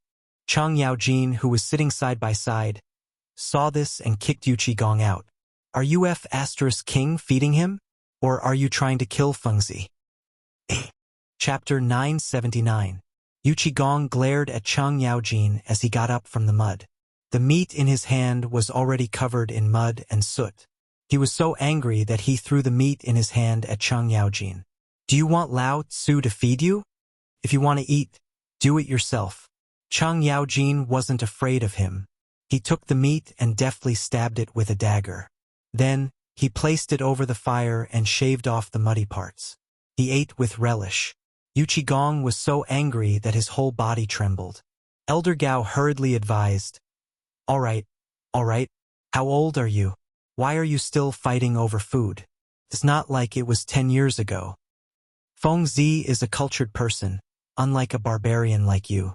You have to eat properly. No wonder Lao Li always scolded you at home. Look at you. How old are you? What are you still doing here? Hearing that, Gong and Cheng Yaojin sat down angrily. Zhang Feng, on the other hand, had a very satisfying meal. He didn't know how Elder Gao had marinated the meat. There was even barbecue seasoning and a strong smell of pepper and cumin on the meat. Wild mutton had a strong gamey smell to begin with, but after being marinated like that, there was no gamey smell at all. There was even the smell of sandalwood. Coupled with the clear sky after the rain, Zhang Feng couldn't help but eat with great relish. He hadn't eaten properly during this period of time. It was rare for him to be so rough. However, Gong had to be put aside. That old man seemed to feel guilty. He kept stuffing meat into Zhang Feng's mouth. He would stuff whatever meat was good into Zhang Feng's mouth. Lamb tendon, lamb tenderloin. Zhang Feng ate until he was about to cry. Most importantly, he wasn't allowed to drink. Smelling the delicious white wine and seeing the three people continuously gulping it down, Zhang Feng was envious. Finally, after Gong snatched a lamb leg from Cheng Yaojin, Zhang Feng didn't know whether to laugh or cry. He stopped Gong. Old you, are you trying to choke me to death or stuff me to death? You lost your mind because of your past pain and unintentionally hurt this kid. But this kid isn't a baby, right? Putting aside your age, I reckon that you guys are all my uncles. But thanks for not abandoning me, we've become brothers. I originally planned to have a good chat with you early in the morning, but then I saw you like this. How can I endure this? Hearing Zhang Feng's words, Gong put down the meat in his hand. He sat opposite Zhang Feng and chuckled. Your words are enough. But of course, you can't accept Lao Tzu's apology. Lao Tzu has been through all sorts of situations in his life. What hasn't Lao Tzu seen in his life? Previously, in the military, there were countless people who died at the hands of Lao Tzu. Even if he was wrong, Lao Tzu used his fists to force him to be straight. At most, he'll pay with his life. Lao Tzu has lived enough in this life. That time at Mount Chilian, he's already indifferent to life and death. When Cheng Yaojin heard this, he and old Gao sighed. Nothing came out of their mouths. Gong paused, but his lowered eyes were instantly filled with anger. He clenched his fists tightly and said, In my place, people can die of old age, of illness, of being burned to death, chopped to death, drowned to death, scolded and trampled to death. There are many ways to die, but there are only two ways that are not allowed. And that is to freeze to death and starve to death. These are the most despairing and painful ways to die in the world. Lao Tzu has been in this world for so many years. Even though I've left the military, I'm still considered a soldier. And I still hope that my children will enter the military in the future. Yes, I hope that no one will starve to death or freeze to death in the future. I hope that one day, the people of the Tang dynasty won't freeze to death or starve to death. I hope that they can have enough food and clothing. Even if you want Lao Tzu's life, you can have it. Lao Tzu doesn't have a single complaint. At this moment, Zhang Feng finally understood. No wonder Tai Nyo and the others are so strong. It's all because of you. But don't worry. Once my textile factory is implemented and the firearms are successfully developed, it'll be enough to protect the people of the Tang dynasty, even if we don't expand our territory. Seeing that the topic had returned to the textile factory, Cheng Yaojin said, I heard that you're going to use the waterfall for your textile factory? How many people do you need? Zhang Feng nodded. Yes. After all, human labor is limited. Even if they don't sleep for a day and a night, they can only spin 30 feet of cloth a day. That's already the limit. But I have a way here. Gong and the other two heard this and asked in unison, What way? Using the natural advantages of the waterfall, we can make 12 water wheels. Using the water wheel's linkage, we can drive 100 to 300 large looms to weave cloth at the same time. And we only need 3 to 5 people to watch over it. And using the water wheel's linkage, One large textile machine can spin 1 bolt of cloth a day. 300 looms. Zhang Feng's voice stopped abruptly. He stared at the 3 and asked, "How many bolts of cloth do you think we can spin?" Chapter 980. For the next 3 days, Jingshu and Zhang Yuyao once again moved back to the mountain. The main reason was that Zhang Feng was too unreliable. As soon as they left, Zhang Feng was almost strangled to death by Old Yu. When the old village head and the old scholar found out, the 2 old men almost used a kitchen knife to skin Old Yu Sheng. But fortunately, Lao Li called Old Yu to Luozhou in time to deliver a batch of cement. This prevented the old scholar and the old village head from getting what they wanted. However, they once again pushed the 2 women to Zhang Feng. They glorified it by saying that they had to protect the Zhang family's property. Otherwise, if everyone did this, then what would the old Zhang family have? When Zhang Feng's doll came out and asked Lao Tzu for some special skills, what would he, Zhang Feng, have at that time? The 2 women seemed to know about the matter between Zhang Feng and Yu Er, but the Tang dynasty was good. The atmosphere was simply loved and hated by Zhang Feng. If you said it was not good, then you could have 3 wives and 4 concubines. Moreover, they could get along very well. If you said it was good, then this custom of having 3 wives and 4 concubines made Zhang Feng feel sorry for the 2 women. Today, Zhang Feng woke up early in the morning. Moreover, he was neatly dressed in the clothes of a great scholar. Zhang Yuyao, who was being held by him, was also wearing a rare gorgeous dress. This was given to her by Zhang Sun Wu Go. As soon as she appeared, the group of wild beasts present screamed again and again. Zhang Sun Wu Go nodded calmly. As for Jingshu, there was no need to talk about her. She was dressed in light yellow with some pink decorations. She looked as noble as an imperial concubine. Compared to Zhang Yuyao's gold-rimmed feather robe, she looked like a fairy who was untainted by dust. At this time, at the entrance of the mountain, Li Shimin, Zhang Sun Wu Go sat in the sedan and greeted Zhang Feng. Could be considered as sending him off. Wei Zhang and the others also greeted Zhang Feng one after another. When they reached the mountain entrance, Zhang Feng brought the 2 women out of the carriage. He cupped his hands to everyone and said, "Everyone, there is no need to send me off. This time it's either success or death. I, Zhang Feng, don't believe that the football and basketball I made can't beat him." Then, Zhang Feng waved his hand. Li Changqian and the others, who were wearing strange clothes and wanted to go crazy, lowered their heads and faces, red, followed Zhang Feng hurriedly ran down the mountain. In these 3 days' time, Zhang Feng secretly went down the mountain once and found Cripple Wang. He instructed him to make the football uniform. Then, he let Niu Weili use official means to buy 15 sets of leather armor from the army. Overnight, he modified them into the red and white uniform that Zhang Feng wanted. The number 1 to 15 was painted in white paint on the chest. There was also a strange number on the back. However, above this number, there were 4 words that everyone could recognize. White Deer College. Every mid-autumn hunt was held in Lantian. This was a natural place for hunting. It was vast and sparsely populated. The scenery was beautiful, although it had experienced the erosion of the locust plague. But in this 1 month's time, under the nourishment of the autumn rain, the horn of life was once again in full bloom. The group of people went out of the range of Shao Mountain and headed west. As long as they followed the official road by the Wei River, the next town that appeared would be Lantian. Along the way, because there was only 1 day's time, they met up with the people from the Ministry of Works and Ministry of Rights at the Wei River Bridge. After completing the registration, they leisurely walked towards Lantian. Along the way, they spent another 2 days. In these 2 days, they were basically students from the 2 major colleges, plus students from the 4 major colleges of Hongwen-Guan and Chong University. They also hunted together, cooked together, and so on. There was nothing wrong with other things. 2 days' time passed in a flash.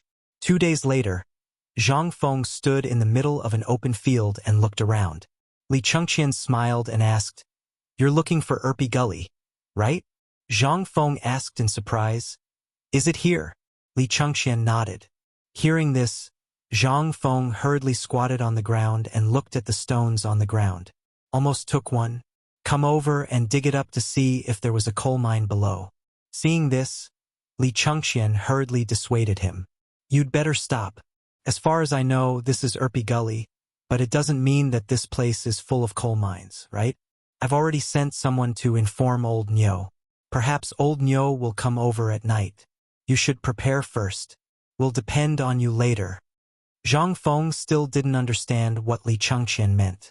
Beside a river in the open field between two mountains, rows of tables and chairs were already placed. The students participating in the mid-autumn hunt were all standing upright in their respective colleges' seats. White Deer College and Chang and University stood in their respective seats. Without waiting for Zhang Feng to ask, a boy servant from the Ministry of Works glared at Zhang Feng with a sullen face and complained. Seeing that this is your first time participating in the mid-autumn hunt, we'll let you off this time. Why aren't you going over quickly? We're waiting for you in the mid-autumn hunt. Chapter 981. Mid-Autumn Hunt. To a certain extent, it was just a formality to let the people from the Ministry of Works and the Ministry of Rights know what the students had learned in the past year. The most important thing was to get the outstanding students of the college to meet the people from the two departments first.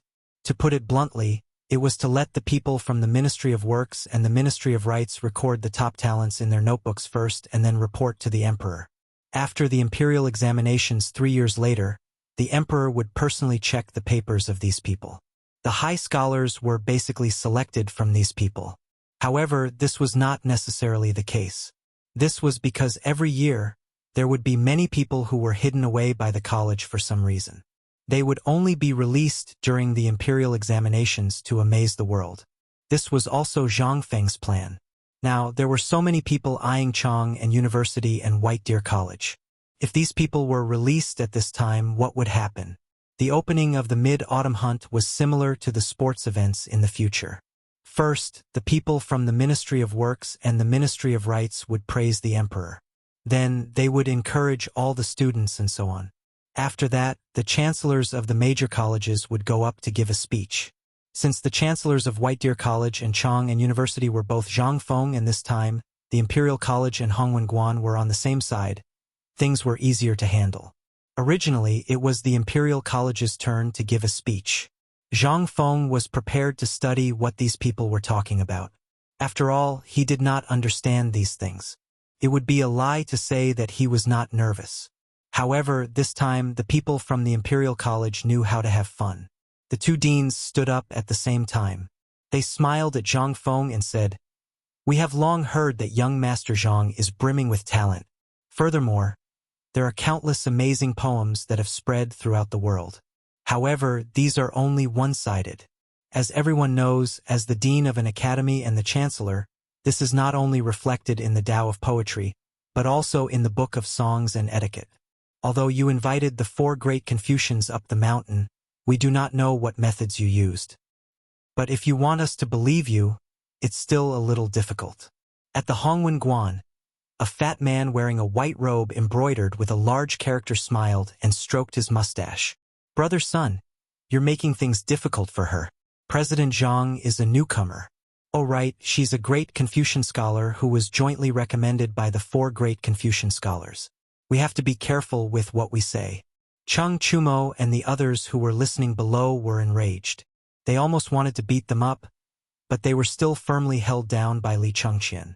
He knew that these 2 grandsons were going to be unlucky. Zhang Feng laughed coldly and patted Zhang Yuyao's and Jingshu's hands, who were trembling slightly. He got up and threw a punch at the 2 of them, as well as the 2 officials from the Ministry of Works and Ministry of Rights, who had been watching coldly from the side. This immediately made them frown slightly. If this was any other place, it wouldn't have mattered. But where was this place? This was the mid-autumn hunt, and the people who came were all literati. This kind of etiquette was simply a kind of contempt for them.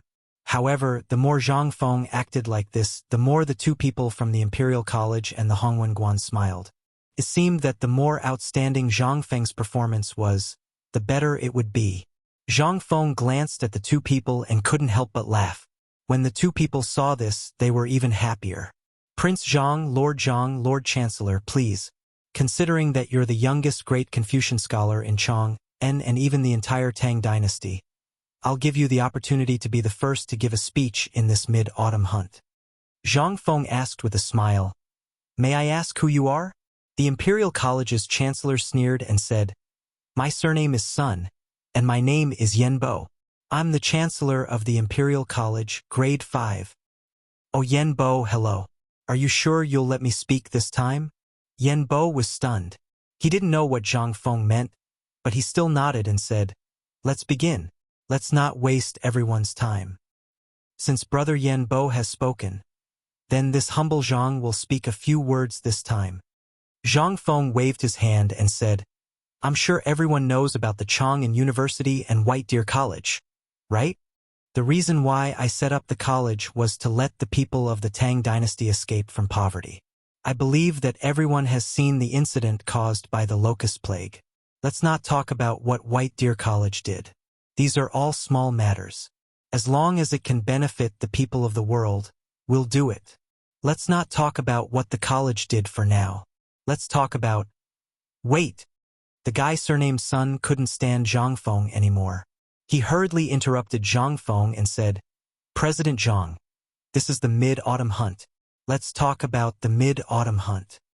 Zhang Feng curled his lips and said again, The reason why I set up the college was to let the people of the Tang dynasty be illiterate.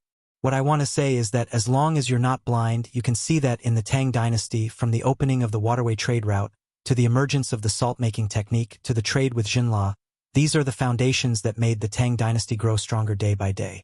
Think about it, what does a strong country need? What it needs is more people who can read. Don't ask me why I want everyone to be literate. Look at how many barbarian merchants there are during this period. If all of us are the same as before, how can we continue to do business? What does being illiterate mean? It's a matter of a country's reputation. What does a strong country need first? Of course, it's national strength. How can a country's national strength be strong? This involves one of the most basic things of Tao, and that is culture. Culture is the soul of a country. If you want everyone to believe in you, it's not about how many troops you have or how strong your military power is, but how many literate people there are in your country. This is the face of a country. I've calculated it once before. The ratio of literate people to illiterate people in the Tang dynasty is 101. That is to say, only 1 person in 100 may be literate. But this literacy is only in the literal sense. Why is that? It's not that they don't want to, because everyone knows that reading is the best out of everything. But now? What do you see? At this time, the people in the field listened to Zhang Feng's words. They couldn't help but feel a little moved. Zhang Feng was right. When they came to study and learn how to read, wasn't it the same as what Zhang Feng said? Chapter 982. Zhang Feng spoke passionately, and the people standing below were even more mesmerized as they listened to him. Chang Chumo, who was familiar with Zhang Feng's temper, suddenly understood. Why did Li Chengxian not let him speak before? It turned out that this group of people wanted to show off again. This was simply, when would Lao Tzu be like Fengzi? That would be great. At this moment, the people from the Ministry of Works, Ministry of Rights, and Ministry of Personnel were all stunned. What was wrong with what Zhang Feng said? Although it was not as cliché as what everyone said before, Zhang Feng's face was flushed red as he spoke. He was so excited that he was almost dancing with joy. As for the students present, they were all fired up by Zhang Feng's words. It was to the point that they were almost ready to jump into action the moment Zhang Feng said what he wanted to do. The people from the Imperial College and the Hongwen Guan felt uncomfortable at this moment. Their faces were full of discomfort as if they had eaten feces. Their expressions were as uncomfortable as they could be. Zhang Yuyao, who was behind Zhang Feng, almost stood up to cheer Zhang Feng. Jing Shu's eyes were also full of splendor. Our great Tang dynasty has heroes all over the world. If everyone had a tolerant heart, then our Tang dynasty would not be bullied by others. Since the era of Emperor Qin, look at our martyrs. Which one of them did not straighten their backs and work tirelessly for the rise of our Han people and culture? Emperor Qin unified the 6 states, forged a unified currency, and unified the written language. The Hanwu dynasty was famous around the world for the prestige of our Han people. There was once a classic famous sentence. Do you remember? Those who offend our Han people will be killed no matter how far away they are. What is this? This is the first time we, the Han people, straightened our backs and let everyone in the world see us, the yellow-skinned and black-haired descendants of the Yellow Emperor, stand up. But what about now? Turn around and take a look. Our emperor has created an unprecedented civil and martial art system. He has also held an unprecedented imperial examination system. Of course, this imperial examination was not created by our emperor, but it was only implemented in our era. Our emperor has created an unprecedented way of spreading the word. This achievement is comparable to Qin Huang and Emperor Wu of Han. And look at the current cooperative and so on. What are these? These are all for our emperor to straighten our back of the Tang dynasty, deter the foreigners, and prevent our people from being bullied. Take a look at all of you. Some people are cutting their way through this path, but there are even more people who are looking at the sea and sighing. But I want to say that it's all pretentious. If you don't act, you won't die. Right now, His Majesty wants to improve, to surpass the Qin Emperor and Emperor Wu of Han. But in the vast country of the Great Tang, there are countless illiterates and many people are starving. Last year, His Majesty signed the Wei River Treaty in humiliation, killing the White Horse. Why? This is all for the sake of our Tang dynasty's people not to be bullied. What can we do about this? We have to shoulder this heavy burden and contribute to the rise of the Great Tang. That's why some people say that my White Deer Academy is dancing on the brink of death. There are even some people who say that if I pay a little bit of my master's money and find a master, not only will I be able to learn a thing or two, I'll even be able to earn a little bit of money. There are also people who say that your academy is breaking the rules and that the academy needs to charge a high fee to show its status. However, in my opinion, all of this is bullshit. Whether a person is high or not depends on whether he works hard, studies hard, and achievements. Relying on the heavens, relying on the earth, relying on relationships, and relying on parents. What are those? Those are all cowards. In my opinion, such people don't deserve to learn the sage path of Confucius. They should just eat and wait for death. Learn what? Eat and wait for death. Isn't that good? The more Zhang Feng spoke, the more agitated he became. He even said all the things that he wanted to say. This time, Zhang Feng didn't just say it for the students present and the people from the Ministry of Works, the Ministry of Officials, and the Ministry of Rights. He mainly said it for the large number of people outside and the students who were preparing to enter the college in advance to watch the Mid-Autumn Hunt. Every year, the Mid-Autumn Hunt was a show of the country's desire for talents and grace. It was also a time for the country to identify talents in advance. It was also a time for the major colleges to prepare to recruit talents. Because at this moment, all the men of the right age in the Tang dynasty and the surrounding areas would come wave after wave. Even a month ago, they came to watch the hunt. This was the time to show whether the college was strong or not. It was also the time to decide whether the college would be able to recruit top talents in the next 3 years. At this moment, after hearing Zhang Feng's speech, a loud voice shouted from the top of the mountain in the distance, "Good! Well said. If one is to be President Zhang, one might as well go home and raise pigs." President Zhang, does White Deer College still want people? President Zhang said it so well. One more. One more. One more. One more. Chapter 983. At this moment, Li Changqian and the others couldn't help but be stunned as they looked at the boiling scene. Although they already knew about Zhang Feng's abilities, how could they have imagined that Zhang Feng's words would cause such a stir? The people from the Imperial College, the Ministry of Works, the Ministry of Rights, the Ministry of Personnel, and the Hongwen Guan were also stunned. They had never seen such an opening speech before. They were simply here to snatch people away. Some of them couldn't help but start to panic. However, at this moment, the official from the Ministry of Personnel scanned the sea of people and saw Li Changqian and the others. Although Li Changqian and the others were disguised, they often moved around the palace and knew a lot about the situation in the palace. They had naturally seen the current emperor and the crown prince. Although this person looked similar to the crown prince, Li Changqian was the crown prince. No one could imitate his aura. Therefore, When the official from the Ministry of Personnel saw Li Chengqian, he couldn't help but stand there in a daze, as though he had been struck by lightning. Oh my God! Could this be the Crown Prince? He had long heard that the White Deer Institute was established by the Crown Prince, and this Zhang Feng was merely a dean under the Crown Prince. Could it be that this was all true?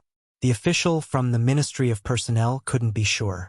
He hurriedly pulled on a good friend from the Ministry of Works and asked, "Lord He, do you think that person looks like someone from the palace?" The official from the Ministry of Works frowned slightly and wanted to refute.